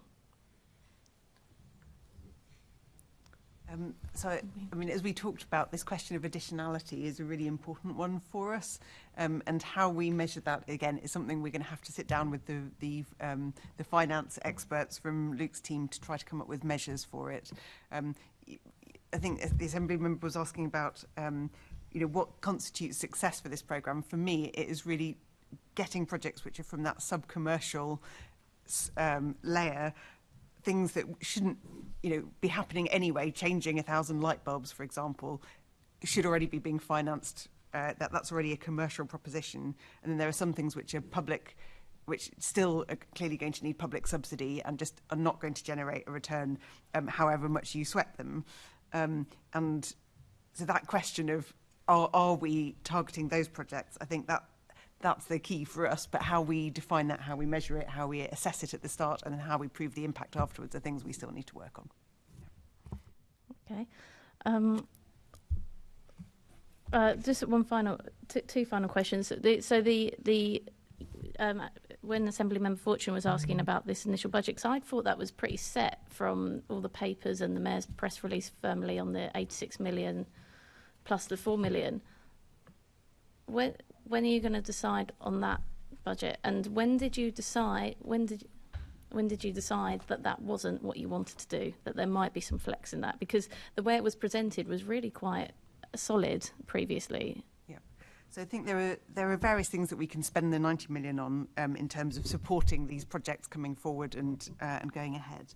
So there is staffing, a small amount of the cost. There's pipeline development. There's developing financial models so that people can come forward with business cases that stack up. They're supporting interest payments, potentially co-funding. So you've got a sort of mix of the kind of grant investment and the financing as well. So staffing will be less than the £4 million suggested. At the moment, it's looking around £800,000 a year. And so that's one component. That will come out as less than 4 million. When we looked at the risks to the programme, one of the risks is that we don't get enough investable projects. And that's something we've said repeatedly, that there needs to be project development funding. We currently have that through the Mayor's accelerators. That runs through next year. We've spent about £10 million over 3 years through the latest accelerator programmes, and that has given us sufficient programmes in the hundreds of millions of pounds worth of capital investment, but those have gone to get central government grants primarily. And so asking them to then take the more difficult step of coming and seeking financing rather than just grant subsidies, some of those projects would fall out. They wouldn't be coming to us for financing. So, I mean, that's a marker of £10 million over 3 years was what we previously put into the accelerators. As I said, for 23-24, we've still got some of that funding. For the 2 years after that, we don't. And one of the things we've discussed with the steering committee is, well, we could use nearly 90 million minus staffing to support projects, but if they don't come to us and we just don't have projects that are investable with good business cases, then we won't get any of the money out of the door. So that's the sort of conversation we've been having about why we may need to use some of this for project development funding. Yeah, I think it's worth reminding everyone too that this money arrived very very late in the day. It was a business rates surplus that was unexpected. I think you probably don't need to remind us, because many members of the committee had a number of significant views about the fact that this whole programme was launched rather late in the day. So yeah, indeed, at the time of creating that initial split, obviously we've learned through experience of working with partners in functional bodies and developing the programme to date. So it's natural that we learn from experience, and we'll, if we propose any revisions, that will be done in the normal way through the budget process. So you'll have the opportunity to scrutinise and comment. Okay, I think that's good to know. But from our perspective, and it's quite concerning to hear Jennifer say that she can't give Assemblymember Best more of the detail that she was requesting. We're looking at a programme, and I don't care how you split the 86 and the 4, it's a programme that's £90 million worth of allocated funding from the Mayor, which may have arrived by the route that you've just described, although some people were somewhat sceptical that it was suddenly discussed so late in the day. But wherever or why ever it came in so late, and that's probably a matter for the Budget and Performance Committee to focus in on its late arrival in the budgeting process, this amount of money, 90 million, is, well, you can do the maths, it's 9 times as much as the 10 million spent through the various accelerators over 3 years. It's equivalent to 12% of the Mayor's 760 million 22-23 revenue expenditure. Now, that's why we're sort of picking into wanting much more information, and we haven't so far been offered the minutes of the steering committee, even on a confidential for Assembly members only basis. We are not clear from what Jennifer has just been saying about exactly when we're going to move from sort of overarching and strategic into items that could be placed on a risk register, or indeed something that's a bit more concrete. We understand that this is a new programme, that there are risks. We're talking about bringing things that that don't need to be funded because they've already found other routes. So we're moving into slightly more difficult territory. So I think you can understand and appreciate why all of the members of this committee have been asking a lot of detailed questions. And I suspect that we may wish to come back to it here at Oversight and not just be looking at it through the budget process. If we were to do that, would a good point in time be our March meeting, for example? that's about another 6 months. So we chose this date because it was 6 months along, and we'd previously had the idea that there was going to be something would be packaged up by July. By the end of November, we would be seeing potentially a prospectus. Obviously, there has been a move. This is clearly a slightly movable feast. But, if we come back to this in March, are we going to get answers to some of the questions that are currently outstanding to my many colleagues? I'll start with Luke and then I'll go to Catherine. Sure. March sounds like a very sensible review date. I mean, certainly I think we'd both be very disappointed if we didn't have clarity over the kind of programme criteria by that stage. And as you say, this is a huge sum of revenue money, and it rightly deserves scrutiny. Catherine, I think we'd also be disappointed, but do you want to add anything to Luke's No, comment? we're very happy to come back in March, and I'm sorry that we don't have those milestones to share with you now. I think I just don't have sufficient confidence in them to say this is, in the second half of February we will be doing this, by the beginning of May we'll be doing that. We will be able to answer those questions next time. And I think at that point we might also desire to have attendance from one of the members of the steering committee, possibly the Deputy Mayor for Environment and Energy, possibly the Chief of Staff, and so on and so forth, just so that we can make sure that we can get the answers that we're seeking, because, the scrutiny of such a large sum and such an innovative, cutting edge, there's lots of words we can apply to it, but it is a new area. We've all been emphasising that. I think it deserves it. And I can see that Assembly Member Pidgeon wants to add something. Might I suggest that ahead of a meeting in March, if the information hasn't come to us, that we might want to consider summonsing the minutes from the steering group and other relevant papers so that we can be more informed as we ask our questions in March? I'm sure that flexing our summonsing muscles might be something that we give consideration to, if we still are drawing a blank in the amount of information that we would preferentially obtain prior to that meeting, when we would be asking more scrutiny questions. Thank you. Does anyone else want to add anything else? I can see that Assembly Member Best, I hope you didn't feel I cut in on you too early just then. That's fine. I think we're pretty much there. The only one outstanding is on the final question is to ask how you'll update the public on the programme's progress. It's a good question. So I'm thinking about the moments where we go to the public. We will shortly be producing our London Environment Strategy progress update. We do that on an annual basis. That's an opportunity for us to talk generally about the Green Finance Programme. Although I think that runs roughly up to May, June, so it doesn't come right up to date. That's a good question, and I'll take that away and think about it.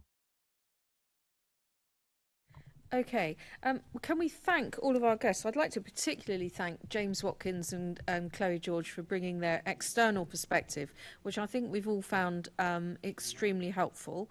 And I'd obviously like to thank Jennifer Crago, Catherine Barber and Luke Webster for updating us from the sort of more internal perspective on the ins and outs of the Green Bonds programme and where we're up to so far. So we've now reached the end of our question and answer session. Thank you to absolutely everybody. The committee does have some further items of business to deal with, so you're very welcome to stay. But we would probably need you to move from those seats, because we're going to bring in some other guests, experts, to answer those questions. So could I just ask the committee if you are happy to note the report that we received as background to putting the questions to the invited guests, and to note the subsequent discussion. And then if you're happy to delegate authority to myself in consultation with the Deputy Chairman and the party group lead members to agree any outputs arising from the discussion, which will probably include also there are some commitments I think we'll be chasing up with some of the guests. Agreed? Okay, thank you very much. Right, I'm going to propose an adjournment for, I hope, about 5 minutes while we acquire the Chief Digital Officer. Thank you.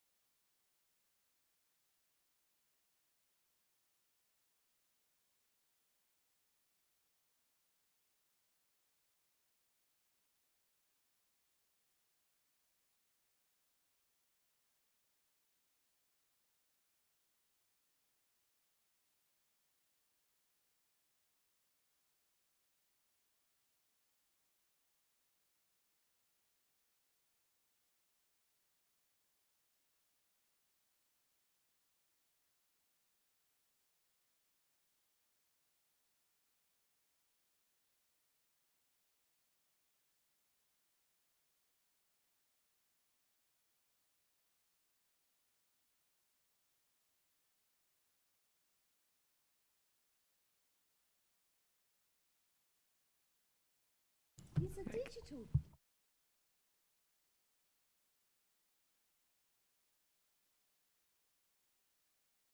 He hasn't got the screen. Theo, It's- Theo. And it will happen.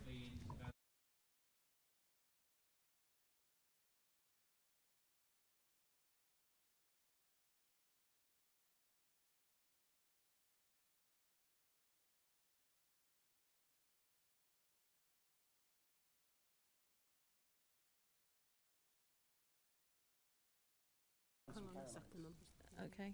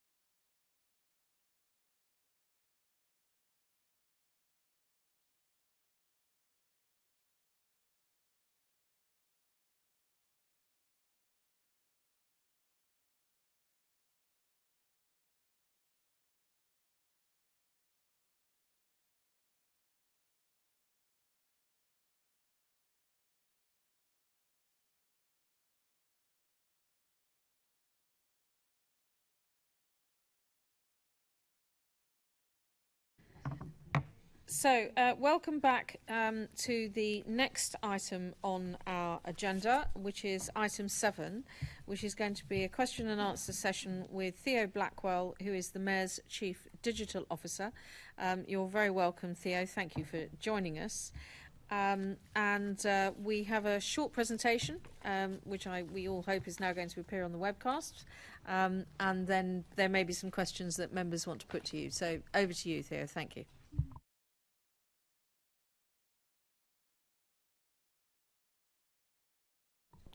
Yeah, there we go.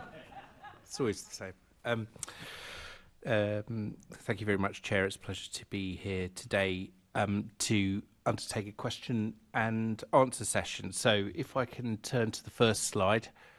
I prefer my slides to have a little bit of content on them, but I won't be reading them out. So to recap, the Chief Digital Officer for London role is a predominantly externally facing role to provide strategic leadership on issues such as digital transformation, smart cities, how we join up data, and digital inclusion, amongst others, for the city. It was established in 2017, following some thought leadership 2 years before by London, the then London First, convened by Bloomberg Associates with a number of public bodies. And my key relationships in the organisation outside the Mayor's office rest with the new Director of Digital, and also with the Central Intelligence Unit, and also the Economy and Infrastructure team, particularly Connected London, which delivers our work on connectivity. Next slide, please. So the work programme that I set out in 2018, after quite a significant listening exercise with the people of London, was called the Smarter London Together Roadmap. And at the time, the Mayor of London tasked me to sort of go outside of City Hall and take people's soundings on what they felt about London's direction as a smart city. And you'll remember it was quite a interesting time. We had Cambridge Analytica happening. We had the debate about what was happening in Toronto and the work undertaken there by Alphabet. And so engagement was really, really important. And what Londoners told us was that there were two main things that they wanted to see sitting behind our work on digital data and technology. The first was that we had to avoid solutionism. We had to put users first. And secondly, that we had to focus on, less show-stopping stuff and more on fixing the plumbing, so getting the basics right. Next slide, please. So the foundations of our approach are very much around user centricity and fixing the plumbing. And so the 5 areas of work, 5 missions, because back in 2018 I was very influenced by Professor Matacazzo at UCL, who'd come out with mission-based thinking, was in order for us to become a smarter city that was that enabled us to collaborate at scale and deliver benefits for Londoners rather than just being a kind of theatre of pilots and innovation, we had to do 5 things. Next slide, please. The first of these is champion user-centred design. And in old money, almost, this is the adoption of the agile digital transformation principles that were first put into the realm of government by Government Digital Service back in 2012. And to make sure that we champion that approach and we also practice what we preach. And certainly at the GLA, the kind of products that are developed here that look outwards from the organisation, Talk London, how we've approached London.gov, the Business Hub, and a number of other products and services are all based upon understanding that user need and being able to iterate and be responsive in our digital products, which hadn't always happened before. Next slide, please. The second area was to build on the foundations of the London Data Store and to create a better way of sharing data. We can talk about that more later, but certainly the GLA has been a champion in open data publishing, but it's also created really important products and services that help those who support Londoners and help Londoners directly themselves.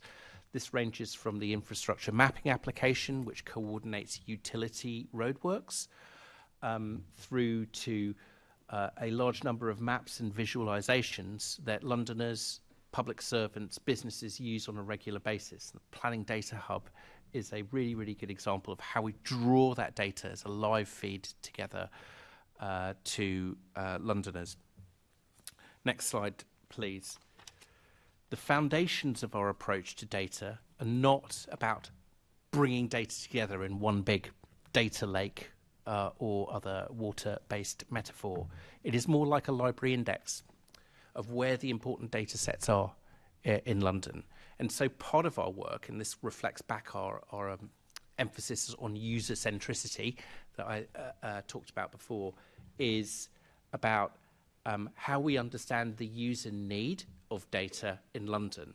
And so our work over the first 3 years was to look at our existing platform and how it could be improved and moved closer to data users and be more effective in what it does. And so effectively that sort of rather sort of odd model is how we do things in London. It's not like we draw data together in one place. It's more like we have a list or a catalogue of data sets and we make it easier for people to pursue data projects, whether it's open data or private data.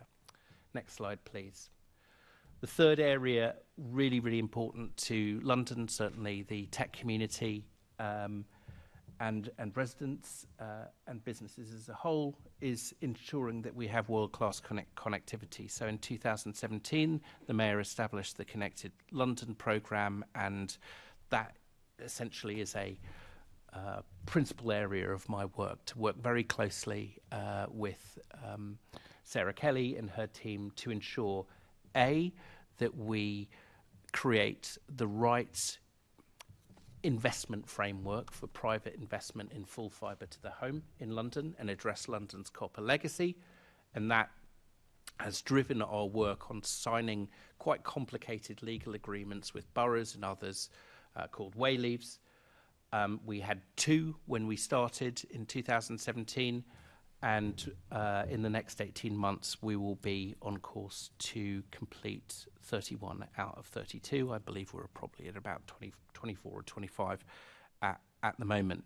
Transport for London is obviously doing a major play on fibre connectivity through the partnership with BAI that was signed last year. and that is essentially laying dark fibre through our tube network, and will create a fibre spine into areas underserved by the market over the next 18 months to 3 years. A really, really modern piece of infrastructure that London is getting that will serve us well in the future. And we've also reformed the planning arrangements to ensure that the bits of London that we build in the future are required to have access to full fibre, so we don't make the mistakes of the past. Next slide, please. A key area also for us is digital skills. Here we delivered a sort of a handover from the previous administration before 2016 was the Digital Talent Programme. This was picked up and championed by the Mayor. That was tremendously successful in bringing innovative approaches on how we get people into tech apprenticeships. And we've also seen during this period the arrival of the basic digital skills offer to Londoners, which we'll talk about later.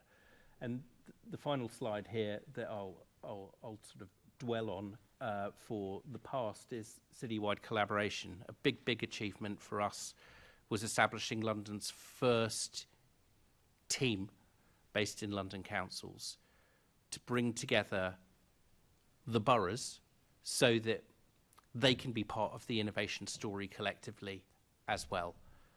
So LOTI, London Office of Technology and Innovation, which started with 16 boroughs, funded by London councils, those boroughs and the GLA, has done about 30 or 40 projects led by the chief information officers of those boroughs themselves to unpick knotty problems that are faced in the technology and digital and data space from those boroughs.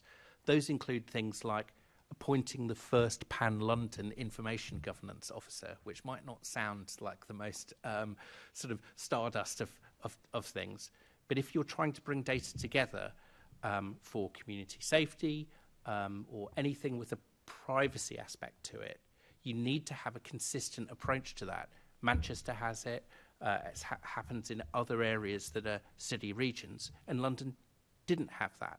So that meant that there were often quite a lot of friction when we wanted to bring data together to do things on a citywide basis. So LOTI exists to identify problems like that and go out and solve them and do so quickly.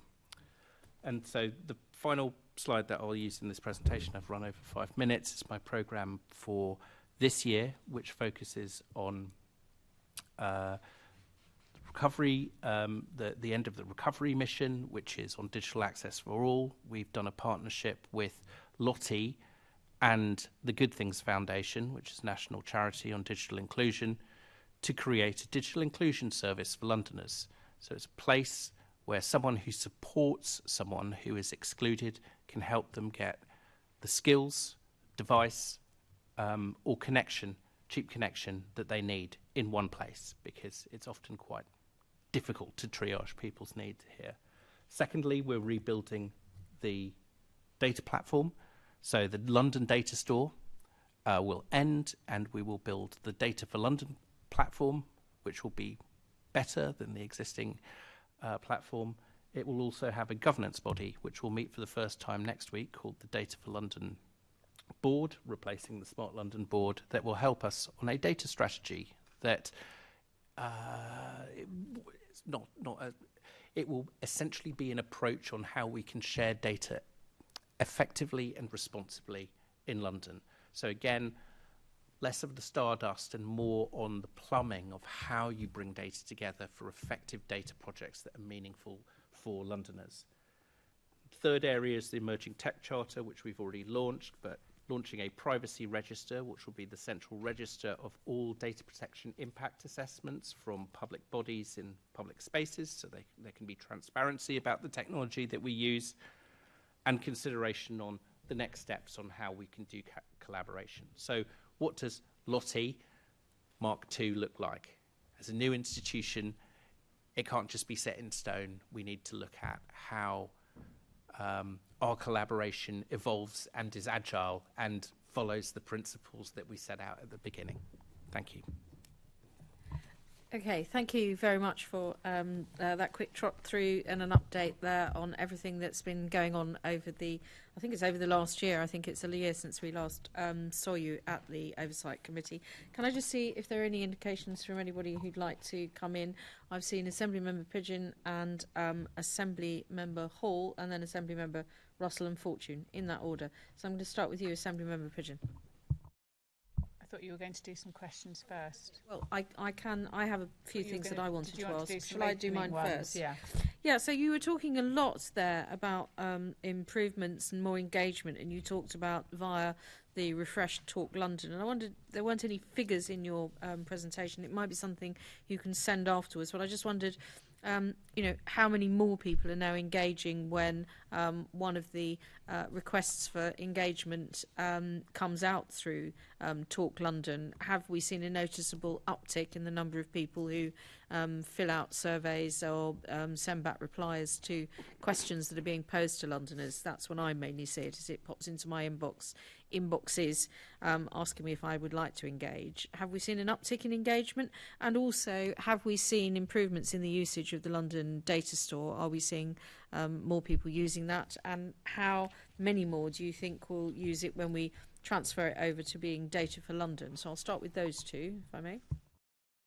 Yeah, and two really good examples which illustrate the importance of user centricity.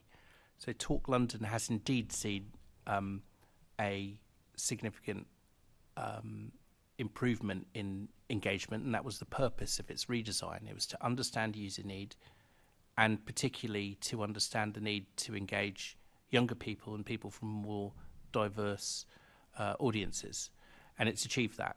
I'm happy to supply the committee with the precise statistics on that. That would be great if you don't mind. But it has, I think it has been a demonstrable success in understanding, everything's, things that inhibit people's usability, like asking too many questions at the start to sign up to something is a turn off for people. So there are design ways in which we can help ease people onto our engagement and our website, as well as improving the look and feel of that. Now, the London Data Store is a really interesting example of non-user-centered design, and it's not that it was set out in a particular way, apart from the fact that because it was an open data publishing platform, it was so open, it didn't ask who the users were. So over time, what people were using it for and its functionality sort of drifted apart. And actually, after about 8, 9, 10 years, there were some very, very happy people who used it all the time, was a sort of dwindling number of sort of public sector data experts and some people in the planning profession. And there are a whole group of people who wanted to use it for things but couldn't. And the whole purpose of redesigning the platform is to bring it closer to the user, to say, what do you regularly need to use the data for? Does search work for you? And we found, having actually asked users what they wanted, that only half the people who used the data store were actually data analysts. The other half were people who were non-data experts. And so we have to create a platform that allows the linking of data for the people who use it, and not all of them are data people. They're not all data geeks. So essentially, where I'm able to say to you, can you give me the figures to show how more people have engaged with Talk London, and you can say, yes, I can do that, because that piece of work is sort of, is already en route, if not finished. In terms of the adjustments that need to be made to the London Data Store in becoming Data for London, that's still a journey that's too early to show any results yet, but you would anticipate more usage, more dwell time, that people are able to get in there and really find the things that they want. Yeah, we have an idea of usage, and certainly the product manager looked on GitHub to have an idea of how our open data was being used, and there were lots and lots of references to use of data from the from our open data publishing platform, but we didn't know about it because we hadn't looked for it. And what we need to do is make it really easy to understand how users are doing that, instead of doing discoveries every 2 or 3 years to check if we're going in the kind of right direction. So by setting up a governance body at a high level, but also a users forum, which will be run out of City Hall, we will bring that data community together in a way that we kind of thought would happen anyway at the start, but didn't. But it didn't. Okay, so one of the other things, there's some quite exciting stuff in the presentation, in particular the idea of using the tube tunnels, which obviously means that you've already got tunnels there to get cabling in, so that's good in terms of speed of transformation.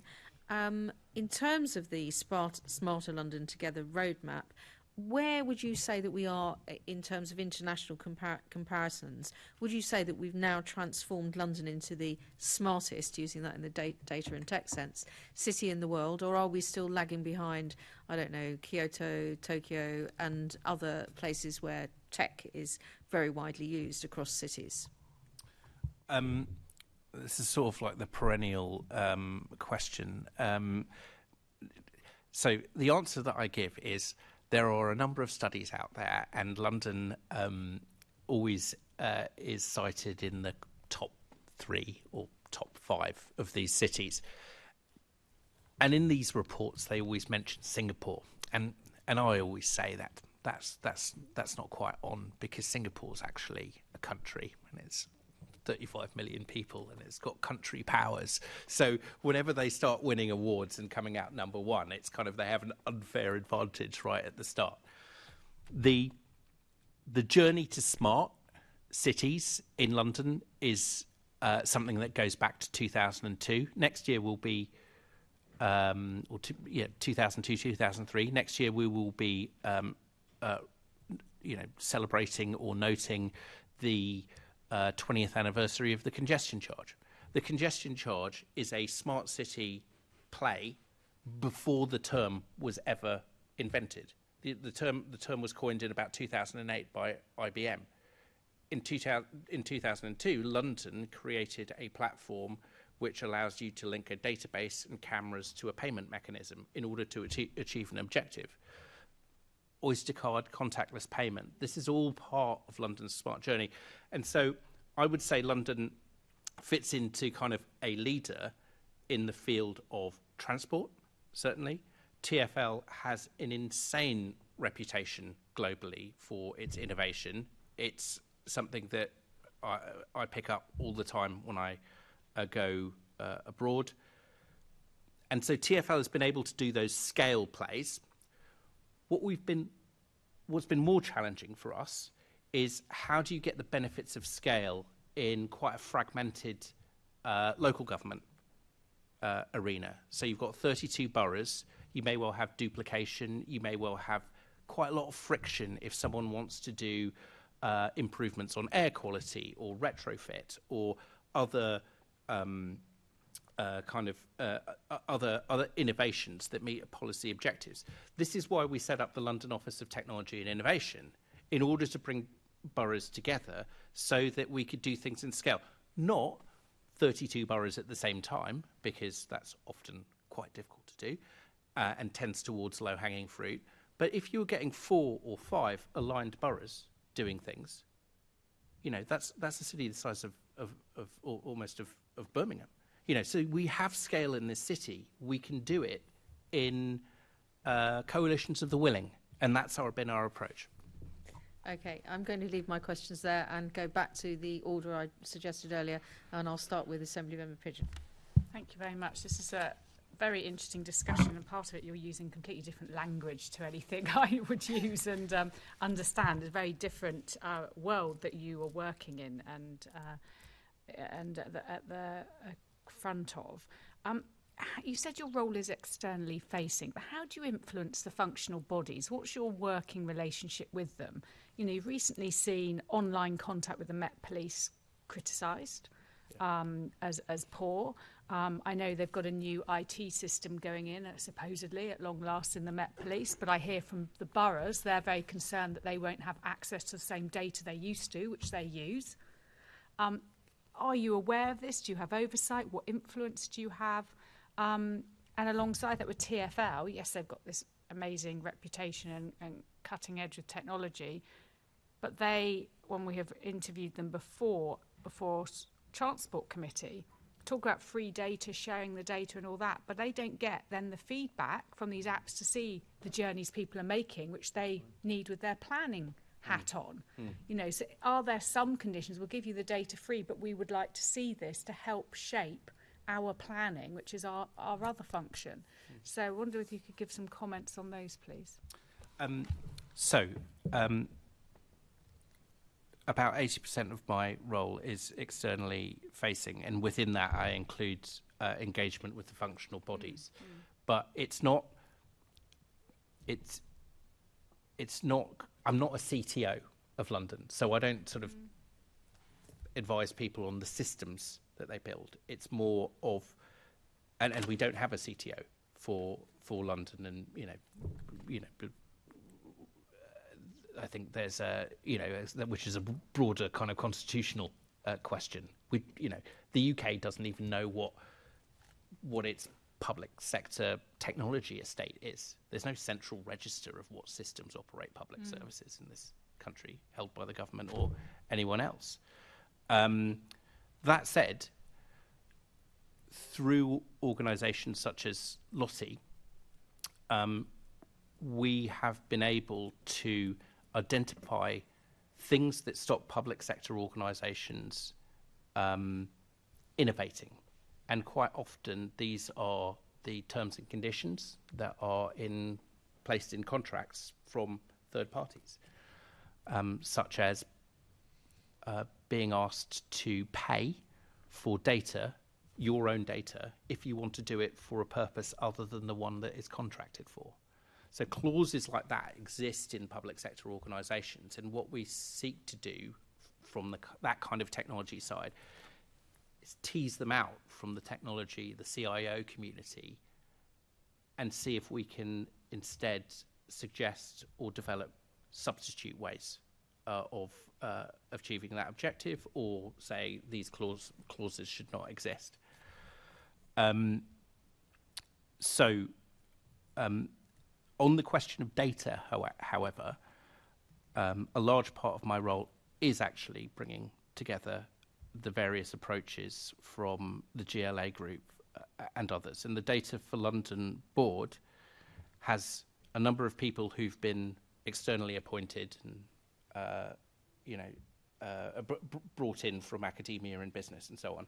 But also, for the first time, it brings together the heads of data from TfL, the police, other functional bodies, representatives from London councils in one place, so that we can discuss issues such as information governance, some of the sort of technology barriers, and also data ethics, so we can move towards consistency in our approach, given that some of the functional bodies may well be under different professional requirements as in than each other, and indeed councils.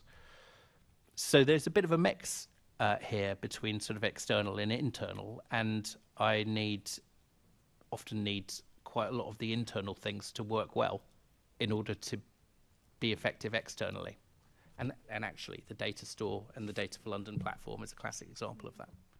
So your influence with the functional bodies is going to hopefully grow with this new Data for London board in a way that perhaps it hasn't today. It's going to be more regular, routine, that you're going to be able to tease these things out. Yes. So would you at that pick up some of these issues, such as the access to sharing of data from a new system coming in or whatever? Yeah, I mean, I have regularly picked up issues on access to data and the sharing of data, especially post GDPR implementation, which compelled, obviously, a large number of organisations to update their approaches and look at who had access to data that on their systems and the things that they were developing. I wouldn't see the Data for London board per se as the sort of accountability body for that, but the fact that the heads of data are all in one place enables me to deepen those relationships. Okay. And in terms of other cities, New York was always cited as a really good example in terms of sharing and analysing data across the city. Mm-hmm. Do you work with places like New York to learn from them? Are there any good examples of things they're doing that you would like to see in London? I mean, New York has particular powers,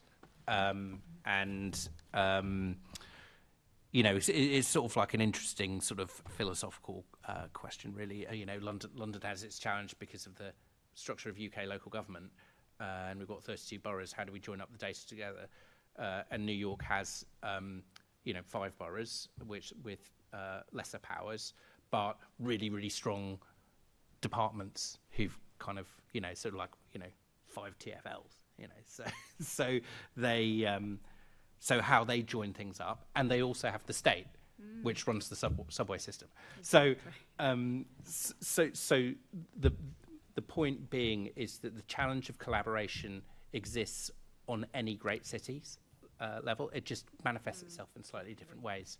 New York has a great reputation for open data, but because we are in the GDPR framework in the United Kingdom, I draw most of my kind of lessons and learnings from European cities, Amsterdam, Helsinki, and Milan. Whereas New York and a number of American cities have been struggling with some quite basic questions, especially around privacy, that have been answered by GDPR and our legal framework. So as time goes by, we kind of learn more from Europe and learn less, I think, from some of the American cities that have, essentially are doing things with technology that probably wouldn't have been countenanced here. Okay, thank you very much. Assemblymember Hall was next. Thank you. Theo, you said that the GLA should practice what it preaches in terms of usability. Have you been involved in the GLA's HR platform switch or merge with TfL? No, that's not been in my playbook. It hasn't? No. If we practice what we preach, I hear it's been an absolute nightmare for the last 2 weeks. So will they call on you to have a look? Or, if we practice what we preach, we should make sure accessibility is good for internal use, surely. Absolutely. Well, I mean, I think... I'd just put it to you, it's apparently lots and lots of issues which could cause major problems for the GLA and its and anybody else trying to use this. Apparently you have to, if you're using it, you have to log on to Citrix to access it, so it means more clicks for staff to access the portal for things such as training, pay slips, leave requests, etc., etc. Surely, if we want everything to be more accessible, we should start with ourselves, as you actually said earlier. Yeah, and no, I agree with that. So when I joined the organisation, I asked for the first peer review on digital and technology to understand what that plumbing was like in the GLA, and that was back in 2018. And that suggested that we invest in more capability internally. So now we have recently appointed a director of digital and moved people from various units, TG and the digital team, into a digital experience team. Now, that applies those principles that I talked about to the work that we do. In another box is the decision to move things towards a shared service, and the relationship between our needs and how the shared service work is obviously going to be a crucial one. So sorry to answer your question obliquely, but the usability of that service depends on our needs, capturing our needs, and being able to tell that service that these are what they are. Well, I hear what you say, but if you say we have to practice what we preach, then perhaps you shouldn't be saying that in future when staff are going berserk because they can't make something work. There is a long journey on our legacy systems and indeed processes in this organisation. I think that some of the systems that were inherited, some of the systems that have been in place are nowhere near the usability that a modern organisation should aspire to, which is why we've put a team in place in order to do that. And I think if you looked at any organisation, whether it's a council, whether it's central government itself, it struggles with exactly the same thing. Okay, I'm struggling to understand if you're saying we have to practice what we preach, and I'm saying to you a brand new system's gone in and causing major problems. We're not actually practicing what we're preaching, but I hear you've moved it on to somebody else's issue, which is disappointing, but I'll leave it at that. Thank you, Chair. Thank you, Assemblymember Hall. I saw Assemblymember Caroline Russell next. Thank you. And yes, I think this issue that Assemblymember Hall has raised is actually really important. Just how that digital oversight of the internal systems within the GLA group is looked at, and what influence you're able to have on it, Theo. But I'm going to move on to some different questions, which is about this issue of user centricity and Data for London, the new data platform, replacing the data store. So I'm wondering, so you've got the Data for London board setting up this month. Are those meetings going to be held in public, and are the minutes going to be made available to people? Yes. Yes, they are. Great, fantastic. I will look out for the Data for London board meetings because that will be interesting content, I'm sure. So will that board be looking at oversight of the risks of this shift from the London data store, with that ending, and starting up with Data for London? Because there's a lot of groups that depend on that information in the London data store, and kind of what's the work that's going on to ensure that the switch is done in a way that that works for all the users? So we've appointed a delivery partner to support our product manager in developing the new platform. That's TPX Impact. They were appointed a couple of months ago. One of the primary purposes of the board, and why there are some technology people there, or people with strengths in this kind of technology, is one of the primary purposes of the board is to advise on that kind of technical build. But the build itself isn't the most sort of like technologically complicated in the world. It's what we're doing is creating a kind of light core which consists of a registry, as I said before, like a library index of where important data sets are.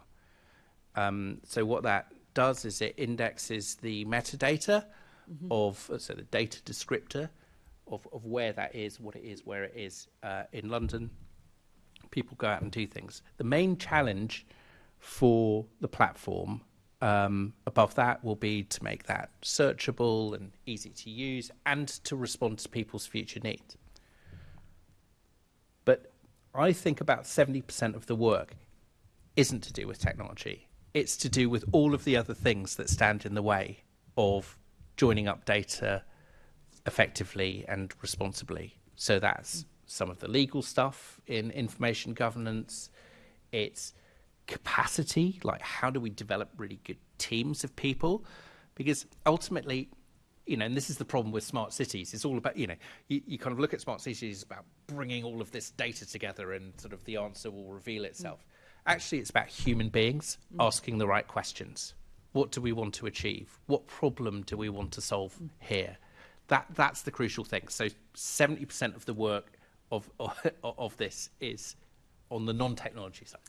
And do you have the capacity to do that 70% of the work on the non-technology side? I mean, I can think of lots of examples of people wanting to use this data, people wanting to make maps of toilet availability all across London. Yeah. And seriously, it's a big issue. What TfL stations they're available at, where there are, the numbers of public toilets have gone down massively. There is no single data set at the moment of public toilets available in London. And actually there's some academics at Durham University who I could put you in touch with who are urban geographers who might actually be able to help with that.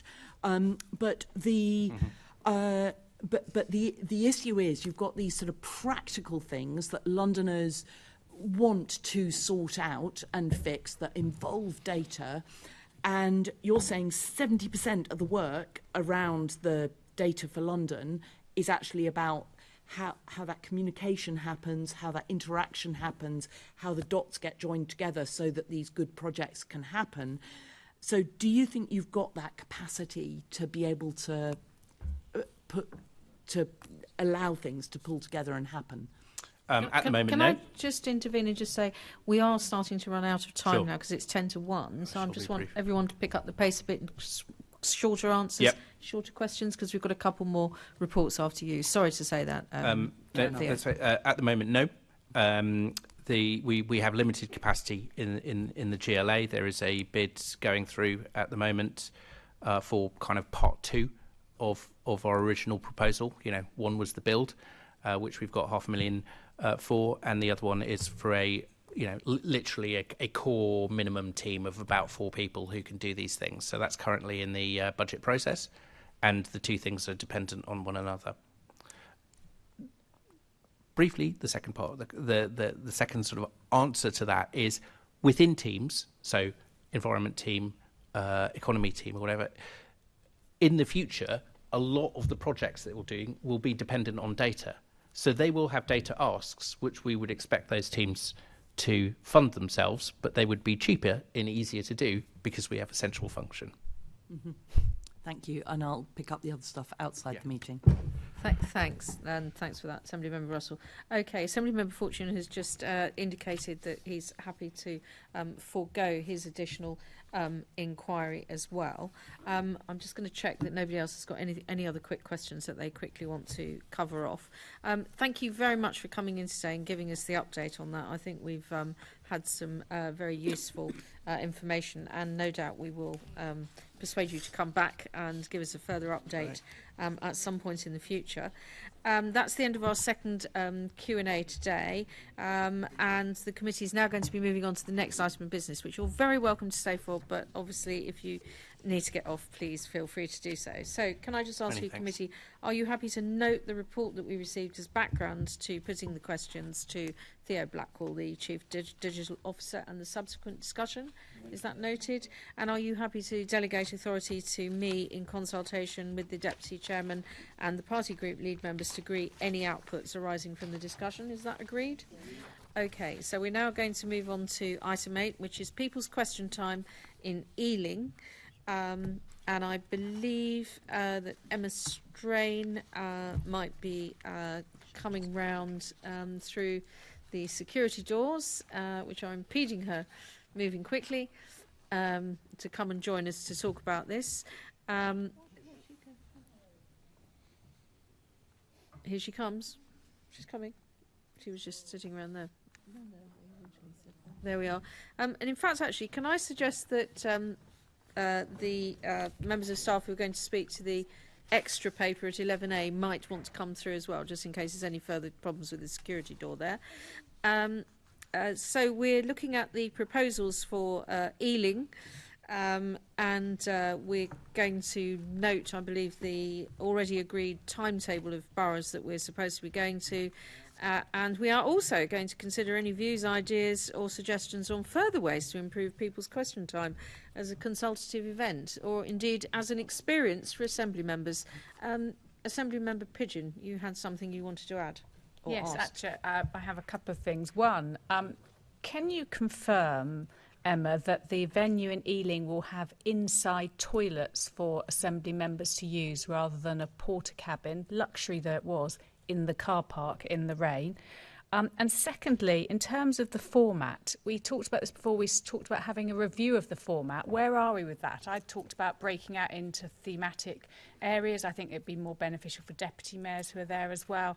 Wondering where we are with that. And also, in terms of the posters that go out, normally I see the occasional one with the Assembly on. In fact, people often send me a photo of it. This time all I saw was the Mayor plastered over every tube station around London. Could we have a breakdown of exactly where the Assembly member posters were and where the Mayor's posters were, and how many were printed of both, please? Can I just have a quick scan to see if there's anybody else that wants to come in? I think the issue of the facilities that were provided at the substitute venue in Redbridge is one that we will be keenly examining for all future venues, because they were insufficient. Numbers of Assembly members have said that. And certainly the issue about any changes to the format does seem to have got a bit lost in translation. I haven't seen anything about that recently at all, and I can now see that Assembly Member Best wants to add a further point. Okay, afterwards. Yes. Do come in. Super. With regard to the toilets, clearly we would always look for venues with inside facilities wherever we can, and I think this is the first time in my knowledge that we haven't had inside facilities. So I will double check that there are no plans to continue to provide outdoor facilities when it comes to those things. Certainly it's never the plan, but we did have some issues with the venue last time, which meant that we had to change things. So my apologies. I know that we discussed them being high quality facilities, but unfortunately the weather didn't help either, did it? No, I think we're not keen to replicate the festival vibe at future occasions.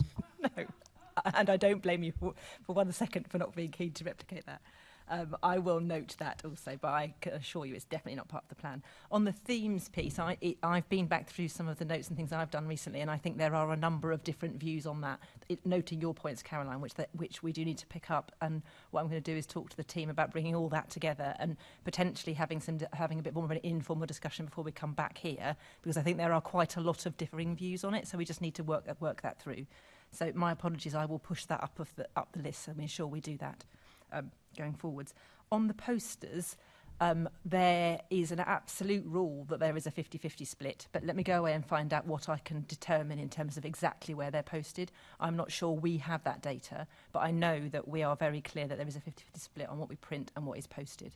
So I'll come back with more information on that. Okay, well, we look forward to receiving both a range of options then for the review of the PQC format, and also the interesting information as to where all the posters were situated, either of the Assembly or of the Mayor or all of us. Assembly Member Best. Thank you, Chair. And just to be contrary in the first part, I think that if there is outside toilets, but there's a very good reason for us to be somewhere, I don't think we should necessarily take that venue away, because if that's going to cause a massive amount of public engagement and it's only Assembly members that are being asked to have the festival vibes, I think as long as it would come to us in this paper and we could assess why we'd being asked to use outdoor loos, and I think if there was a really good reason for public engagement, I'm happy to go festival vibes for the good of that. So I don't think we should necessarily rule it out for future. And just to say on that, I very much appreciate the work that my team do with your teams as we develop and move towards an event. That if we do have issues with a venue for whatever reason, the officers do work closely together so that we try to mitigate any concerns, whether it be toilets, catering, exits and entrances. So over the years, we've had a variety of different issues and things that we solve. But both my team and your teams are very used to doing this and work very hard to try and make the experience as positive as possible, both for the members and for the audience. Yeah, and I thought it was very good at Redbridge, but then obviously if when you put the venue a mile within my house, I'm clearly going to be biased, so I should probably declare that. So I would like to just ask, in terms of Ealing, if I want to go to the Ealing People's Question Time, what are the routes in which I can use to book a place there? In terms of if you wanted to attend, so we will have not as an assembly member.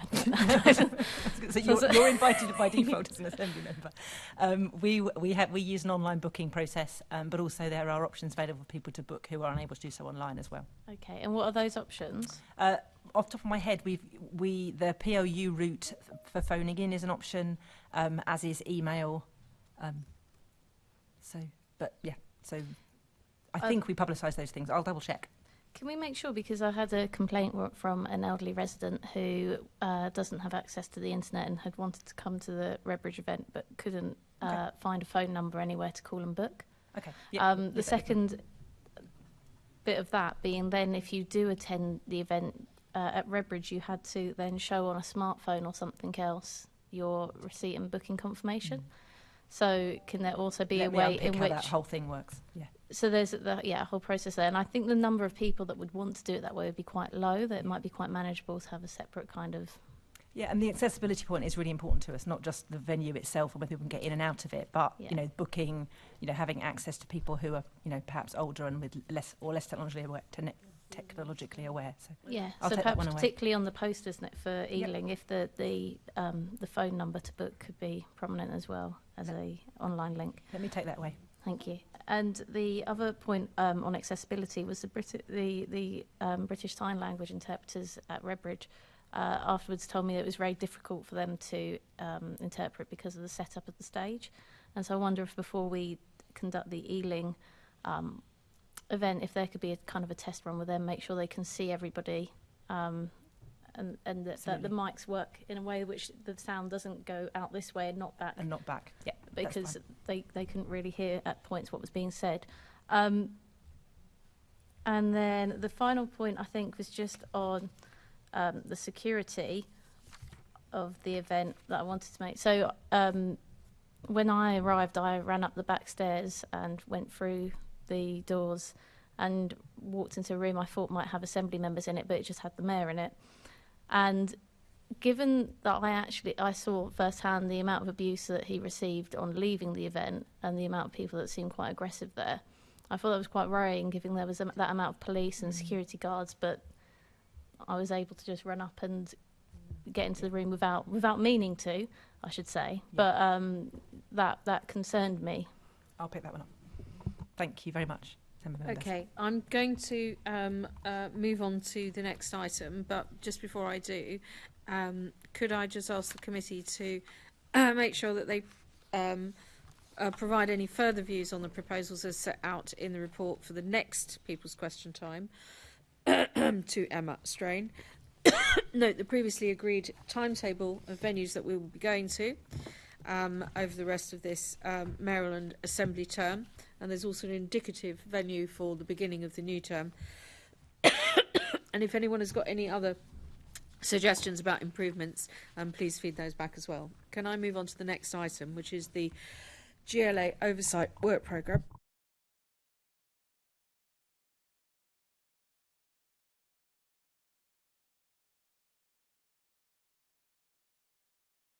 We have two items to note.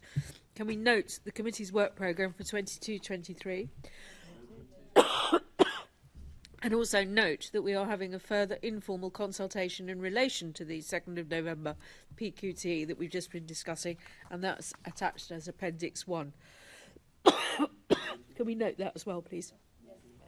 The next item, item 10, is the date of the next meeting, which is scheduled to take place on Wednesday the 14th of December at 2 o'clock. Now, normally we would finish the meeting, but, however, there is business which I consider to be urgent, which I've agreed to accept as urgent in accordance with Section 100, brackets B, brackets 4 of the Local Government Act 1972, brackets as amended, as detailed in the supplementary agenda which has been circulated to everybody. And so I'm minded to bring this onto the agenda, and I hope that's acceptable to everyone, which concerns the Assembly budget requirements, and the supplementary paper deals with this. And so I'm just going to briefly ask, I think, Helen to introduce the paper that has been circulated. Thank you, Chair, and I'll be brief. I know we're short of time. Effectively, two parts to this proposition, as you will have seen from the paper. The question of how we manage and deal with the core budget proposition for 23-24 and how we bridge the gap of some £350,000 inherent in that. And then secondly, a proposed request for some limited additional resource. That request would be put to the Mayor for 23-24 and a little there that we can come on to about how that sits within the wider reform picture that we want to bring forward. I think it's worth saying briefly that across both of these areas we're trying to balance a number of factors. We've got to recognise, of course, the wider financial picture. We want to make sure that the Assembly position, the Secretariat position sits proportionately and sensibly within the broader context of the mayoral budget for the coming year. We must recognise the impacts of the savings that have been found to date, the pressures that has placed on teams through restructures and other things, and obviously the impact that has had at times too on the service to members. We're trying to factor in, reflect our shared desire, as I understand it, to deliver real improvement and reform in some areas. We need to acknowledge too the spend profile over the last couple of years, where underspends have occurred, typically for good and explainable reasons, but nonetheless are there. And of course, making sure and maintaining a sustainable, sensible reserve trajectory over the coming years, and particularly with the next election in mind. Very briefly, coming back to the two parts of the proposition here, on part one, the recommendation is that we deal with that budget gap, that deficit, through a combination of careful management of the budgets and some in-year savings, which we can come on to if that's helpful. We don't suggest those lightly. It will require some careful management by teams, but we have set the proposed saving level at a position that we think properly reflects anticipated turnover in the course of a year, and the underspends that have occurred in non-exceptional times in previous years. We have, of course, too protected the non-pay position, which means that each team will have some additional flexibility.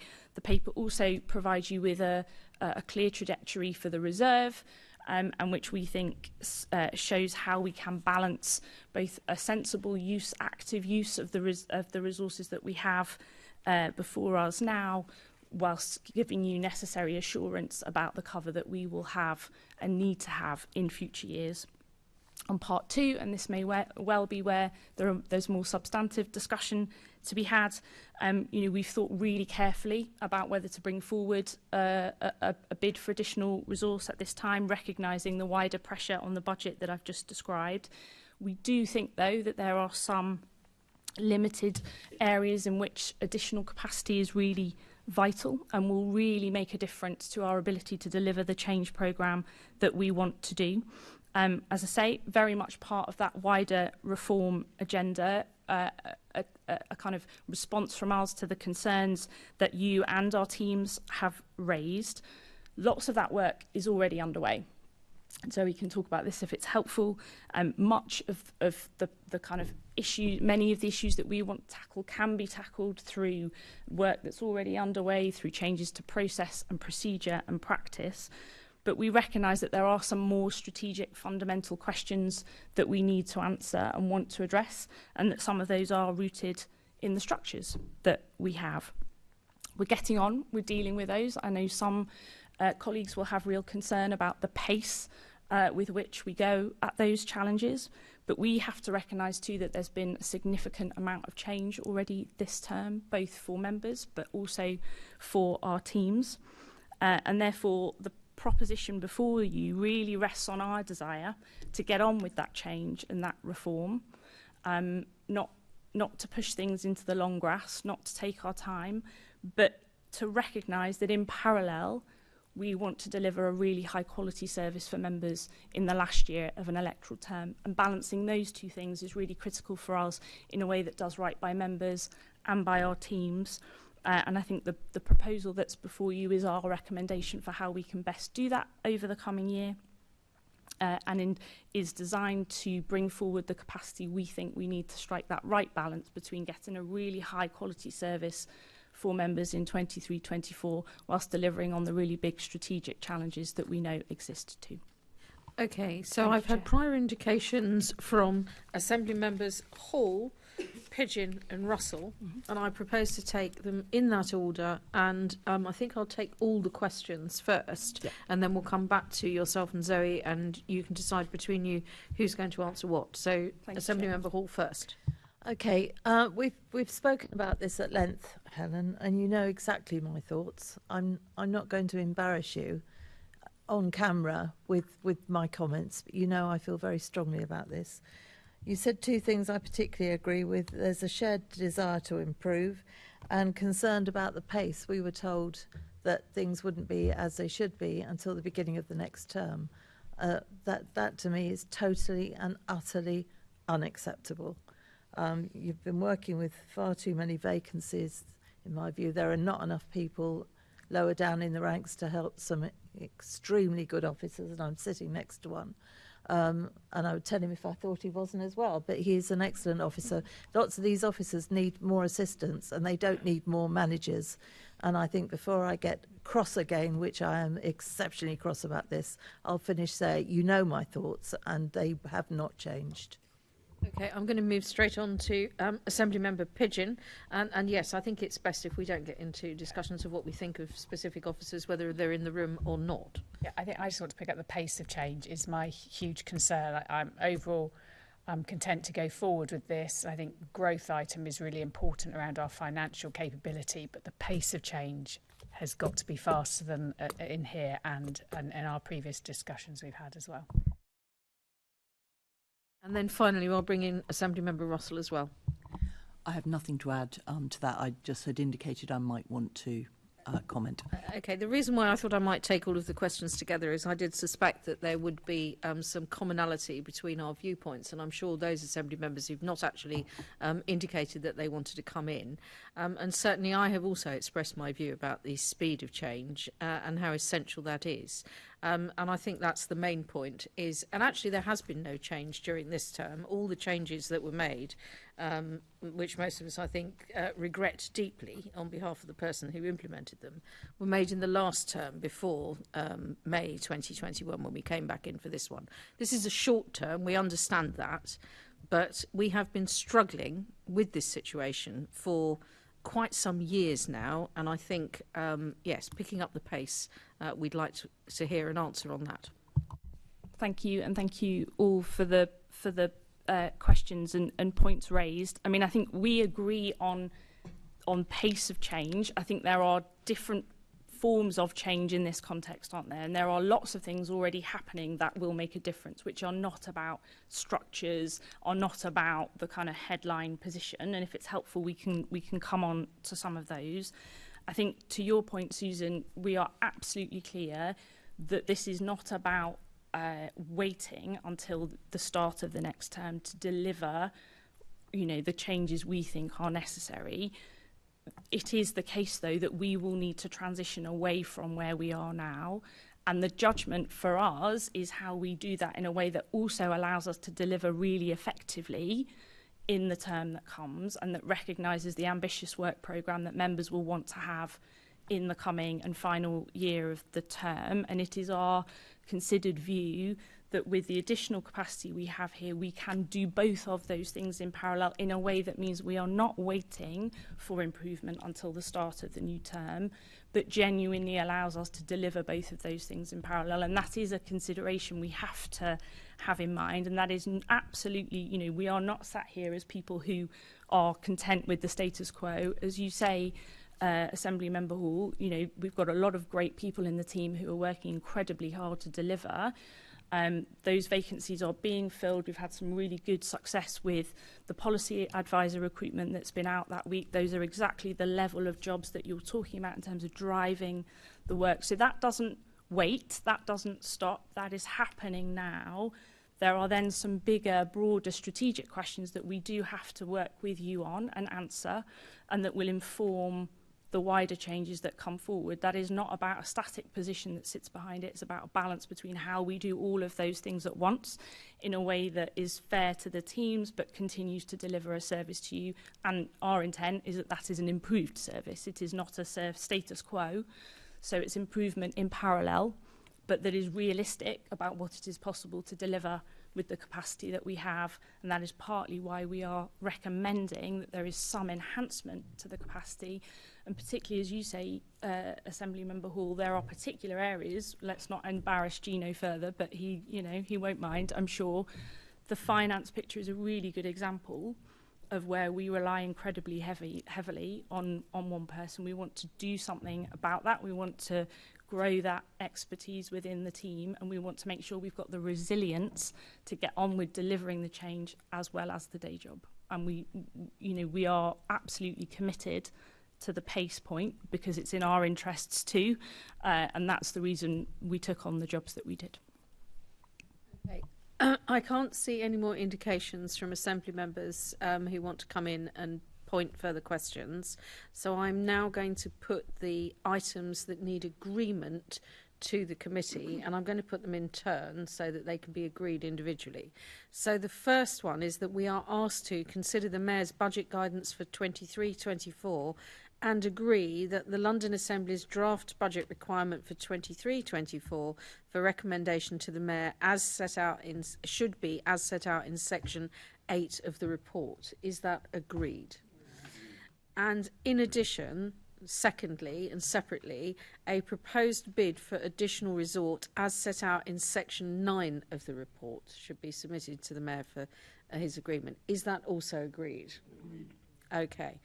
Noting the recommendations are subject to any changes that might be necessary prior to the final agreement of the budget in February 23 to reflect any further advice from the Executive Director of Resources on contingencies and financial reserves, any changes that emerge during the remainder of the budget process, which obviously Assembly Member Fortune will be particularly close to, and the detailed allocation of the 23-24 Assembly budget and approval for the general use of Assembly budgets. This will be presented to this committee for decision in March 23. Can we agree all of that? Is that agreed? Right, in which case I'm going to declare this meeting closed, and I'm sorry it's slightly overrun. Thank you, Chair. Late.